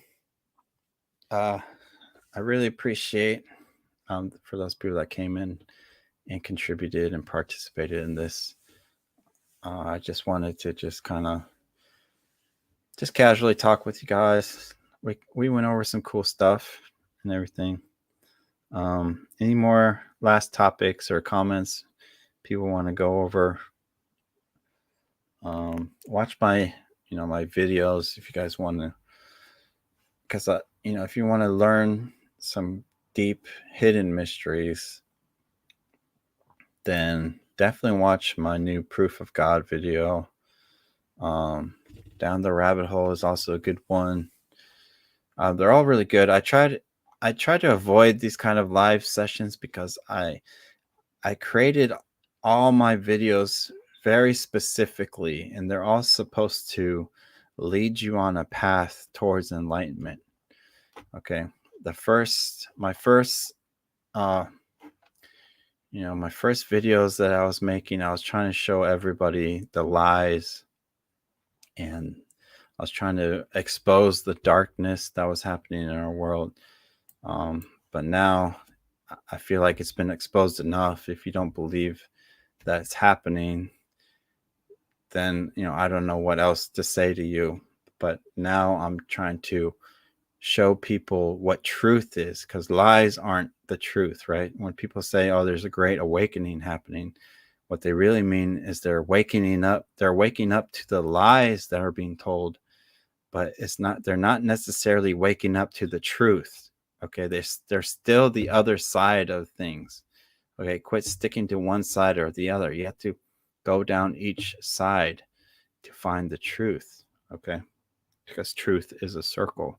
And like, if you really want to know truth, you have to start looking at God's truth. Okay, so God created everything. Everything is his truth, right? If God created everything with the word, right? The word is what? Christ. Christ is what? Light. Everything's created with light. That's why it says the kingdom of God is within you, because you are light as well. Everything was created with light. What are we? We're made in God's image. What is God? God is light. Everything is light. There is nothing that isn't light. Okay. So that's what my Proof of God video was trying to show people, that this belief that, God is just some random person up on the clouds in a throne with a long white beard in a white robe is kind of silly, right? Like, does that actually make sense? Like I said, we have to make the truth make sense. It's got to be common sense. Okay, we're basically limiting God. So God is not an infinite. If God is one thing, right, within our perception, then we are doing a disservice to God, because we are limiting his infinite self, right? His infinity, his infinite person. Okay. So we need to stop putting things into little boxes and labeling them, because we do a disservice to ourselves and the creation and to God, because we're limiting infinity. And that's why I really dislike flat earth, because it limits God. It limits in saying, oh, only God has the power to create this one place, right? If this was really flat earth and that's all that existed, there was no outer space, no other planets, this was everything there is, then that really puts a limit on God's power. So I think, in a way, it's evil to think that, because we're limiting God, which ultimately limits ourselves, because there is no progression out of this planet, right? There is no progression out of this prison that we have now. So now we're dealing with a God that wants to imprison us here in a fishbowl. Okay, I don't believe that. That doesn't sound true to me, right? It needs to make sense. Okay, so if God creates an infinite creation and everything's infinite, creating worlds without end, right? So that makes more sense to me, where it's and you could see that, because when you go down the microscopic world, there's infinite amounts, there's infinite realms in the microcosm, right? So why wouldn't there be infinite realms in our macrocosm? Everything needs to reflect itself. Everything follows the law of correspondence, right? The law of polarity. Everything reflects each other, right? We're all made in God's image. Everything is made out of the light. Everything is made out of God's image. Why? Because the name of God is found in everything. If you don't understand what that means, you have to watch my videos, okay? Literally, God's signature, his name, is found on everything. And if God is really infinite, then there has to be an infinite creation. With flat earth, it stops at finity, okay? There is no infinite creation. There is no infinite God, okay? It's very limited. It's very it traps your mind where it's like you don't want to progress. It's an enemy. To believe in this, you become an enemy to progression, okay? Because I believe that true heaven is when we evolve to the next step, which is to start exploring infinity, okay, which is exploring outer space. When we start to connect with all these other lovely creations that God has created all over the universe, okay?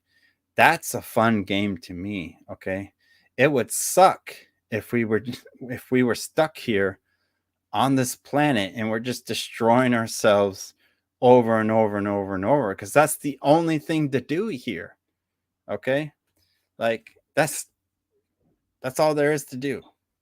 And that's what we've been doing for thousands and thousands of years, tens of thousands, hundreds of thousands, who knows how long, okay? So the next step in our evolution is to get out of this planet. That's why Satan is trying to destroy us, is trying to stop us from getting there. It's trying to create another World War III where we stop our progression again. We kill off who knows how many hundreds of millions are going to die this time. We want, because karma keeps repeating, right? The history keeps repeating. We have to learn from our mistakes. We have to learn. We need to learn how to evolve. The next step, and what is war really over? War is over finite resources because we're stuck in our mind. We think everything's finite. Okay, we think we have this one planet and this is all we got. Okay, everything that's on this planet is everything that we're ever going to have. Okay, there is no more resources, and that's why this is what war has been fought over for thousands of years. Is we fight over the resources. Because why?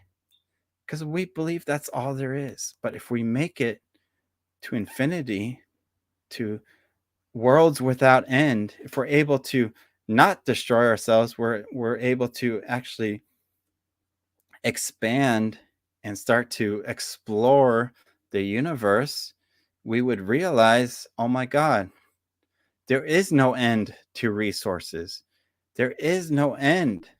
So then we could become a civilization that's bent on, exploring the universe and establishing humanity as, we don't need to fight over what's here on earth anymore. We don't need to fight over the scraps from each other anymore. Okay. That is heaven to me. That's the new evolution. And that's where we need to go in our minds. We need to stop limiting our minds and we need to expand it to infinity. Okay. That's what my proof of God video was trying to open up in people's minds, is that from the microcosm to the macrocosm, there is no end to creation. There is no end to God. There is no end to the light. Okay. And the light will evolve us and we will be able to. That's a fun video game to me, is when we can go out in our spaceships and whatnot and start exploring everywhere. There's no end to it. That's a great game. Okay. If God made this game as a flat earth and this is all we got and we're stuck here in a fishbowl, that game sucks. Okay. I'm sorry. That's hell. Okay. And we will never make a heaven here on earth, because why? Because it's all finite.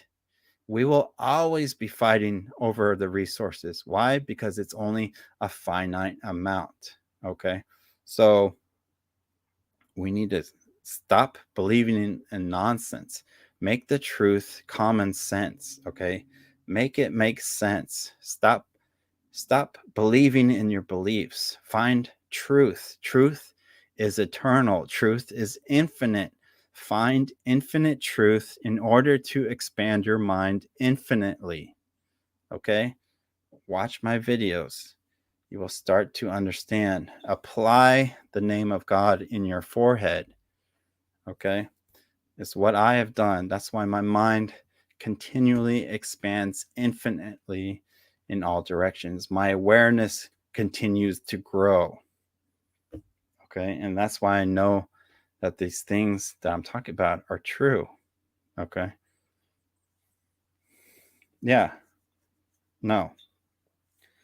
Sacred geometry is an eternal truth. Everything is made geometrically. Look all around you. Everywhere you turn, there's geometry. Everywhere you turn, there's not one place you could turn where there isn't something that's made up geometrically. Okay, look up the Platonic solids. Look at just all the objects in your room right now. Everything's a square. Everything's a circle. Everything's a line. Everything is a rectangle. Everything's a triangle. That's all it is. Everything is just shapes. Everything is geometry. Your entire body broken down is just a geometric compilation of all these elements, which all the elements, you break them down, it's all just geometry.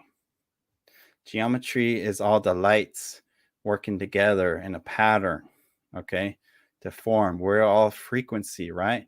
Everything is vibrating, right? What was the creation? God said that his spirit moved, right? And then light was created.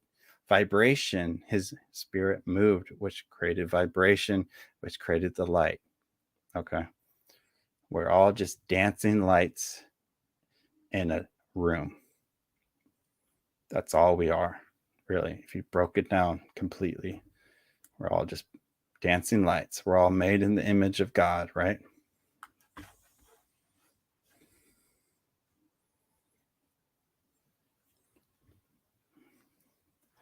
Yeah. So I constantly seek eternal and infinite truths. When people say, "Oh, the people are waking up," what they really mean is they're waking up to the lies. But that's only 50% of the way there. The other 50% is actually finding truth. But who is teaching truth anymore? Who?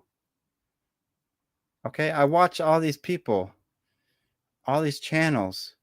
They're all focused on the lies. That's all they talk about every single day. It's just the lies. That's all. You could look at Charlie Kirk. Okay. Uh Tim Cast. Oh my god, woke scholar compares tipping to slavery. Oh my god. 50,000 views. Okay. Right to repair expert explains how customers get screwed by techno. Oh, 100,000, 103,000 views. This is what people are focused on. Okay. I only watch it for entertainment. I just do it to pass the time when I'm working out. That's when I watch them. Steven Crowder, I like watching him. You know, he's a good guy, but it's all entertainment. Who is actually teaching truth? Okay. Who is actually teaching truth? Okay. So that's all I'm saying. Like I'm actually here trying to teach you some eternal truth, infinite truth that will never change. If our whole civilization died out tomorrow, the truth that I teach will live on forever, eternally. It will never change. That's God's truth. That's the truth that we need to be searching for. Don't get stuck up on all these other little rabbit holes that lead nowhere. Okay? Flat Earth, even if you, for some reason, it's true, where does it lead you? To a dead end. What does it mean? It means nothing. It does nothing for your enlightenment. It does nothing for your intelligence. It does nothing for you at all. Okay, you know about a lie. Congratulations. That doesn't mean anything. You know about a lie. That's it. Is that truth? No. Truth is eternal. Doesn't mean anything. You need to expand your intelligence. Okay, stop watching all these nonsense stuff. People share stuff with me all the time, and I'm just like, it like these things don't matter. Okay, who cares that they're, men are competing in women's sports? Obviously, none of this world makes sense. Obviously, Satan's in control, right? Obviously, they're going to keep lying. Obviously, they're going to be hypocrites, right? Obviously, we already knew that. We knew that thousands of years ago. We don't need to talk about it every single day of our lives. Okay, people will say, "Oh, these people are so awake," or whatever. Like, I don't, but none of them teach truth. You can watch every single episode of them. You will never find a single ounce of truth, because truth should be eternal. All these bickerings and arguings that we're having in our present day won't mean anything in 5 years from now, won't mean anything 6 months from now, won't mean anything 100 years from now, 1,000 years from now, because those are all lies. Like, they don't do anything for your evolution.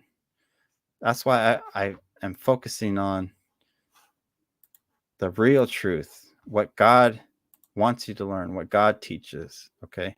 How God creates. That's what I'm curious about. That's what excites me. That's what excites my intellect. It's learning how God thinks, right? It's learning how God creates. Because why? Because the kingdom of God is within you.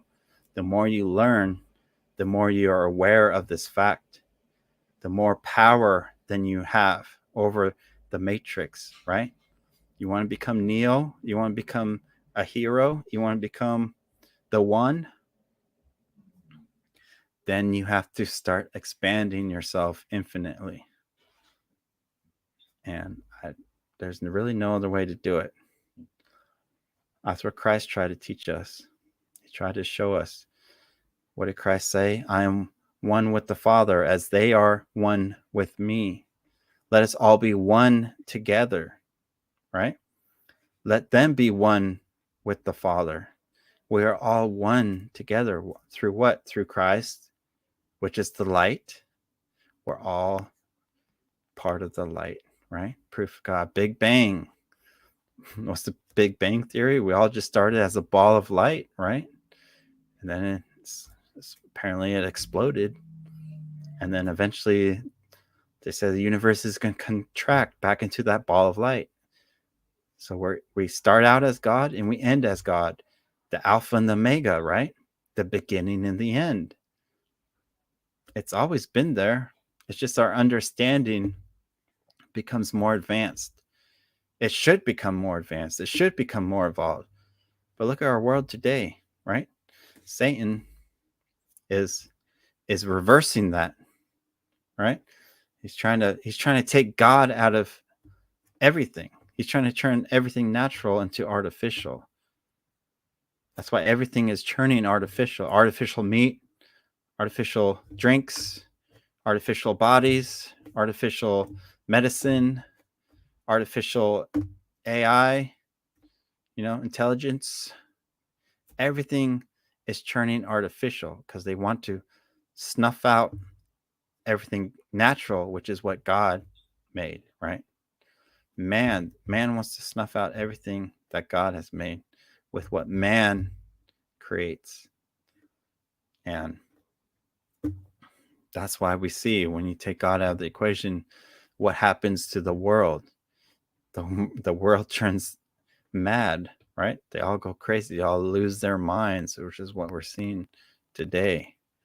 Because there is no compass anymore for them to follow that path. They lose their path. They lose their minds. They Start wandering off into the darkness. This is the last judgment days for us. We are currently being judged right now for everything that we are doing. And humanity is losing right now. So it's going to take a miracle to bring it back. Okay. And hopefully that miracle happens at the end of tribulation. If only enough of us wake up to start affecting our world, if we start connecting with the kingdom of God, right? That's within us. It's always been there. It's not somewhere else. Did Christ say it was somewhere else? If it was somewhere else, he would have said it, right? Why would he say it's within you? Is he a liar? It's within us. The power is within us. You think you can't do what Christ did? You think you can't heal people like he did? I've healed people. It's all powers within you. It's a part of everything. You can connect with it. You just have to have the faith, which is the intelligence, the intelligent belief, not just some random, guessing that we think, is true. We got to search it out. Don't just listen to some memes that people have posted on the internet or some videos of people's opinions and stuff. Like, search out truth. And the first truth you should search out is math, and then science and physics. Because math doesn't lie. Math will never lie. Math is completely infallible. Math is eternal. Math will always make sense. Math is the language of the universe. That's why it is, because it will be the same no matter where you go and who you talk about it with. 1 + 1 will always equal 2. No matter where in the universe or wherever in time you go, it will always equal that, right? It is a forever truth. That's why in my proof of God, I say I will prove God using only math, science, and logic, because you can do it. You don't need to believe. You don't need to have faith. You can prove it already. The secrets of all the hidden mysteries of God are being revealed. They already have been revealed. It's all there. You just have to begin to put it in your mind, right? Put it in your forehead. And then everything, your awareness starts to change. You start to see infinity all around you. You start to see the light all around you. You start to see the light in other people. So then you see the light, you see God in everybody. So you stop hating everyone. Okay? You stop separating yourself. You stop dividing yourselves up, because you realize it's all unity. You're all unified together. They want us to be at each other's throats. They want us to divide left and right, wherever we go, right? But the truth is we're all part of that light. We're all one with the Father, right? What Christ said, we're all part of the kingdom of God. Quit separating yourselves. Quit thinking God is separate from you, because then you lose the power. If you believe God is separate from you, then you're powerless. You need to start thinking and applying kingdom of God is within you. Then you have the power to change reality. We all have the power to do it. This is the whole point of my channel was.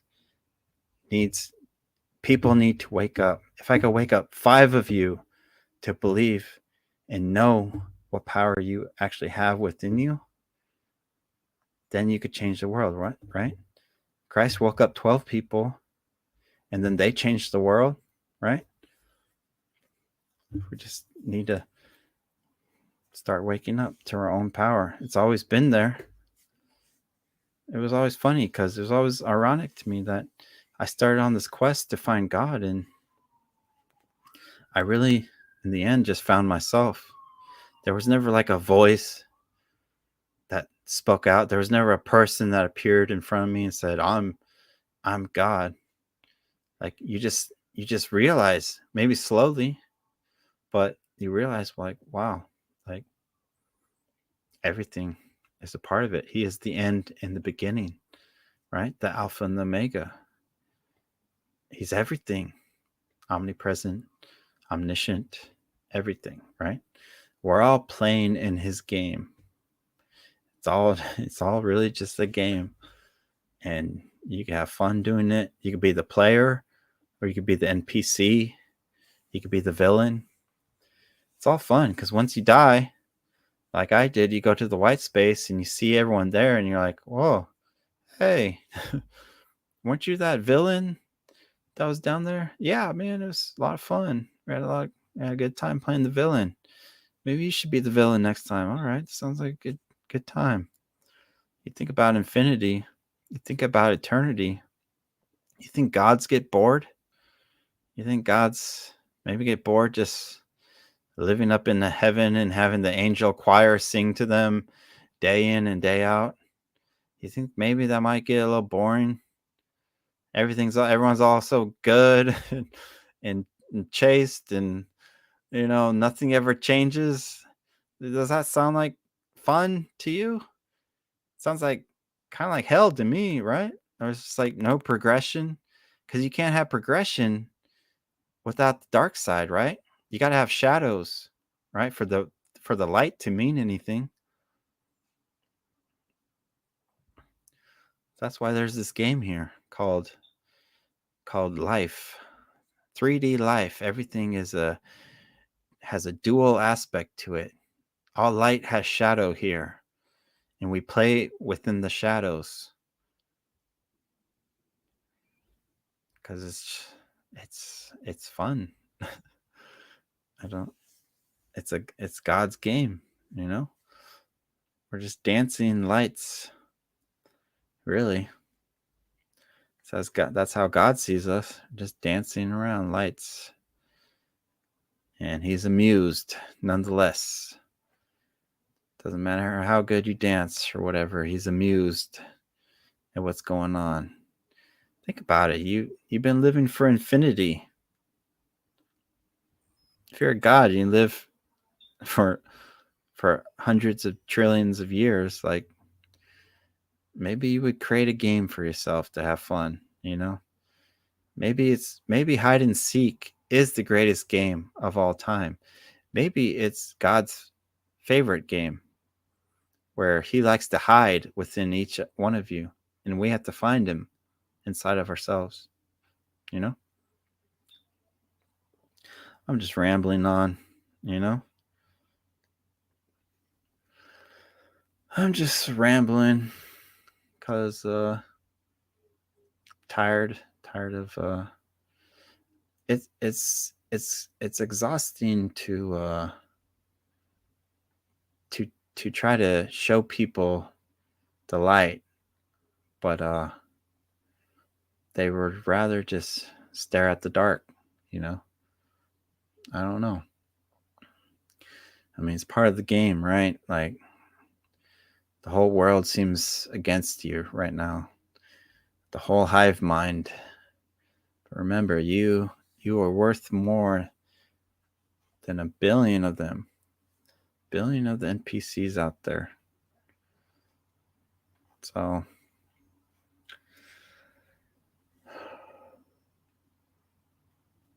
yeah, absolutely, Robert. It's all about us. It's like I said, I mean, people get lost in those rabbit holes, I got lost in the conspiracy rabbit hole for a good decade. Almost lost my mind being down there. You almost go mad, like Alice in Wonderland, the Mad Hatter. You just like, it starts to take over you, You start to like grasp at straws for anything to get you out. That's why a lot of people will start to worship man here, because they think, oh, here's my savior. Here's someone that could save us from all of this. But people are They're just the shadow puppets, they are very entertained by the shadow puppets on the wall, you know, and they confuse the lies with the truth. And that's why he's just laughing it up, the dark one. He's we underestimate our enemy all the time. Never underestimate your enemy. Never. Because he has all these people, he has so many ways to tempt people. So even if people were getting close to the truth, he tempts them with, money, fame, and fortune. That's why I never ask for anything here on this channel. I even have YouTube tries to convince me to start my membership program on here because I'm apparently eligible for that. But it's just like I don't even care, because once you start doing that, then you become like all these other people that are, instead of focusing on the truth, they focus on what the mob wants you to focus on, which is the lies, right? They want you to talk about the lies constantly. They want you to talk about the weekly clown show that's going on, right? Oh my God, Biden did this. Oh my God, Nancy Pelosi did this. Oh my God, Elon Musk did this. Oh my God, did you hear about a transgender athlete? Oh my God, do. So you get focused on all that stuff. You're basically caught up in gossip and just idol worship. Because even though you may be laughing at them, or whatever, you're still focused on it, rather than focused on the creation and what God is trying to show you, the truth, right? So again, it's hard to find those channels out there that are actually trying to teach the truth. Like I actually constantly watch my videos over and over. Might sound weird, but like it's the only really thing that I'm like, I actually get some truth out of it, Other videos I'll watch for entertainment, just to pass the time when I'm working out or whatever, working on the yard or something, you know. But if I really want truth, I watch my own videos, because there's literally no one else I can watch where I can get some good information. Actually, and Edward Reardon is a good one, but he only puts out videos like every couple months, it seems like. And you have to really dissect them. But yeah. All right, guys. Yep. Satan is aligning himself with man to destroy everything natural and replace everything artificial. There's a lot of crazy stuff. Yeah, I don't believe in the Big Bang theory. At least not completely. Like, again, like, you could find truth in anything, but don't put yourself in this box or that box. You have to become flexible in this world. You have to learn to adapt to everything. To every lie that comes, you can sometimes find a little bit of truth out of it, if you're aware, if you have that spirit, right, that teaches you truth. And so there's a lot of people that I don't agree with, but I'll watch them just to, maybe if they have an hour long episode, I'll get like a few minutes of truth, yeah.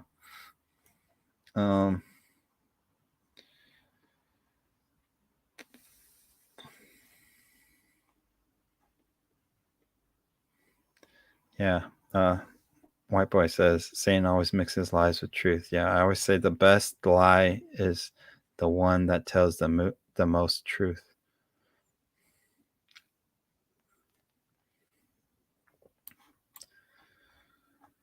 Yeah, I want to do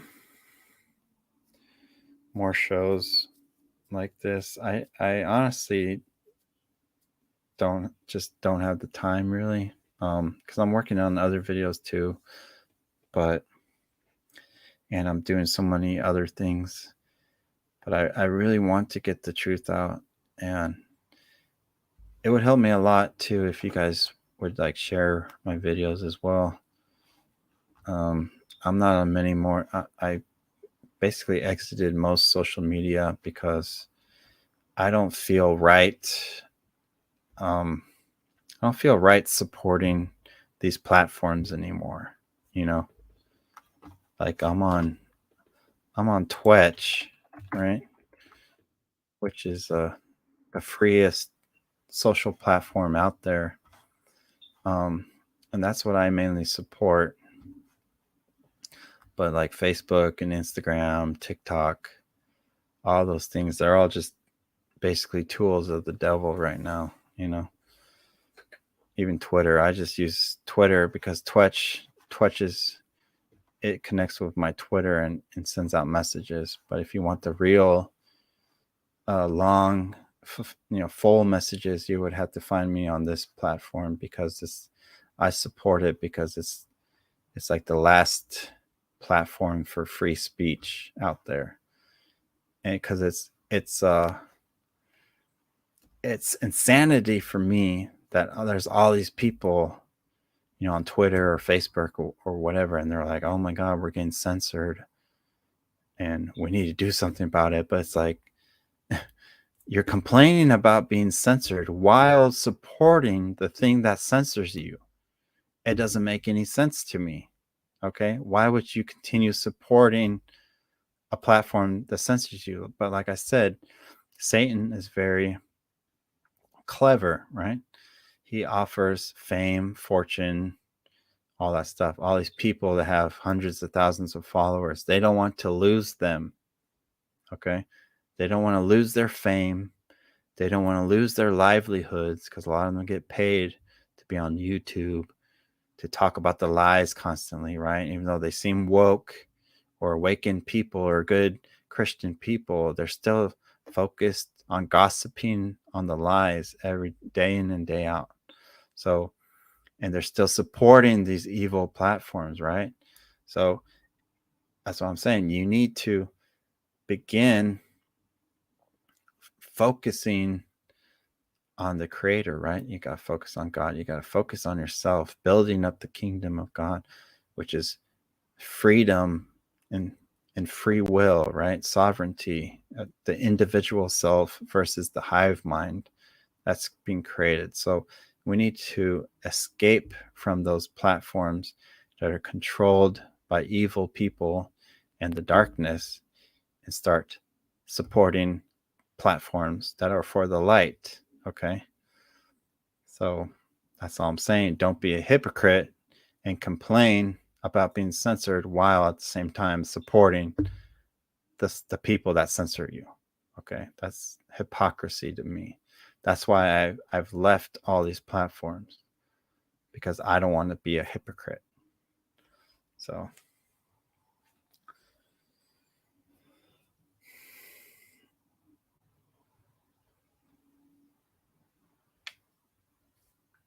yes, so what we do in this life is what builds the kingdom of God. Your kingdom is being forever built. That was always future man. Future man is the person that I met when I went up into heaven, when I died. I saw him. He was myself. But I saw him as someone that's far more advanced than I am now. That can that can that has experienced much more and that knows things. And I'm only trying to play the game here, and I'm working with shadows and light, and you have to determine what's the shadow and what's the light to become enlightened. And once you start to focus more on the light is when you start to see this light within you grow. Because a lot of people are just focused on shadows, seeing the shadows. living in the rabbit hole, you know, losing their mind. If you're stuck down the rabbit hole, if you're stuck still researching all these conspiracies and stuff, you can lose your mind doing that. I almost lost my mind doing that because you kind of just, it's almost like you lose all hope, so you start to, you know, you start to cling to false hope instead. But the truth, what Saul says, what type of light is the shadow blocking? See, the shadow only mimics the light, but the light creates the shadow. Without light, there is no shadow. That's why shadow needs the light to survive.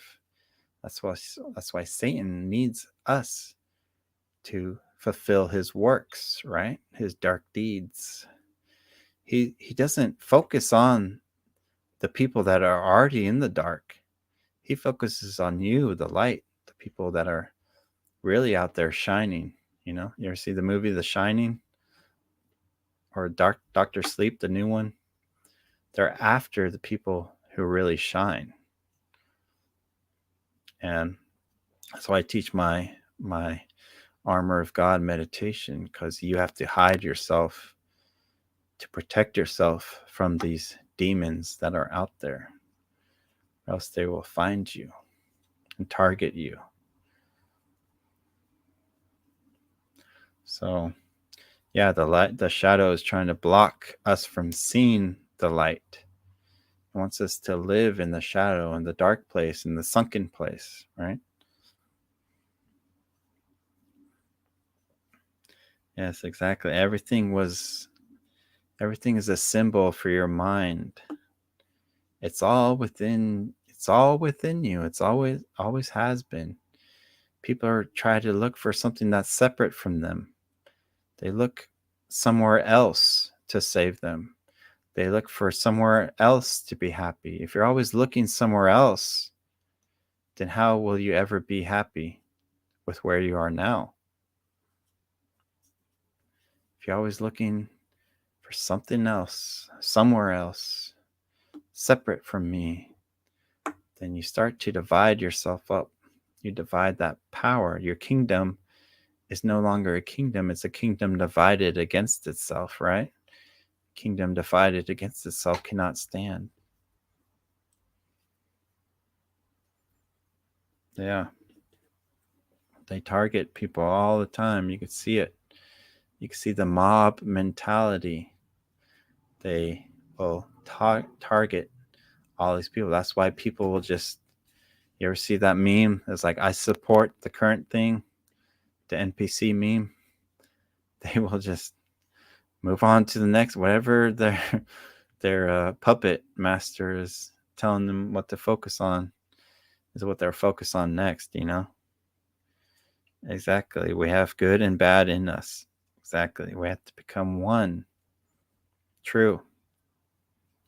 We have the knowledge of good and evil inside of us. What does that mean? You have to understand both. What's the prodigal son? Why is the prodigal son almost favored over the son that was always good and never knew evil? Prodigal son knew good and evil. And what was he given? A new robe and a fat calf to celebrate his return? Why was he celebrated more than his brother that was always good? Maybe there's some lessons in there, you know? We're all prodigal sons and daughters. All of us are. We're all here to return. And yes, he already knows we're going to make mistakes. But mistakes is what helps you learn. Without mistakes, without failing, will you ever learn success? Ask all the people, the most successful people in the world. They will always say, it's because I failed more than you. Ask Michael Jordan. They'll say, how did you make all these baskets? He said, because I missed more baskets than the person before me. It's all about making mistakes, but you learn from them. That's true repentance, right? Because they already know that we're going to fail. They already know. But if you don't ever admit it, you become like these liars and hypocrites. Where did liars and hypocrites go? They can't go to heaven because heaven's a place that you see it, truth for what it is. When I went there, there's no way to lie. Everything's out in the open for you. It's not there's no shadows there. There's nowhere to hide. You can't hide your lie. You can't hide yourself. There's nowhere to hide. People hide here all the time. Everyone's hiding their true selves here. But it's when you find yourself is what really matters. You gotta find yourself here. People always searching somewhere else. But it's all within you. Find yourself, you know?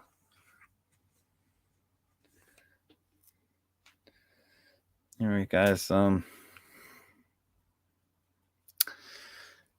you guys. I should get off. I gotta go bathroom.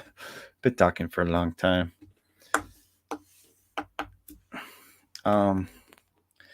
Hopefully Sundays maybe is a good day to do these, but Sundays are always bad for me.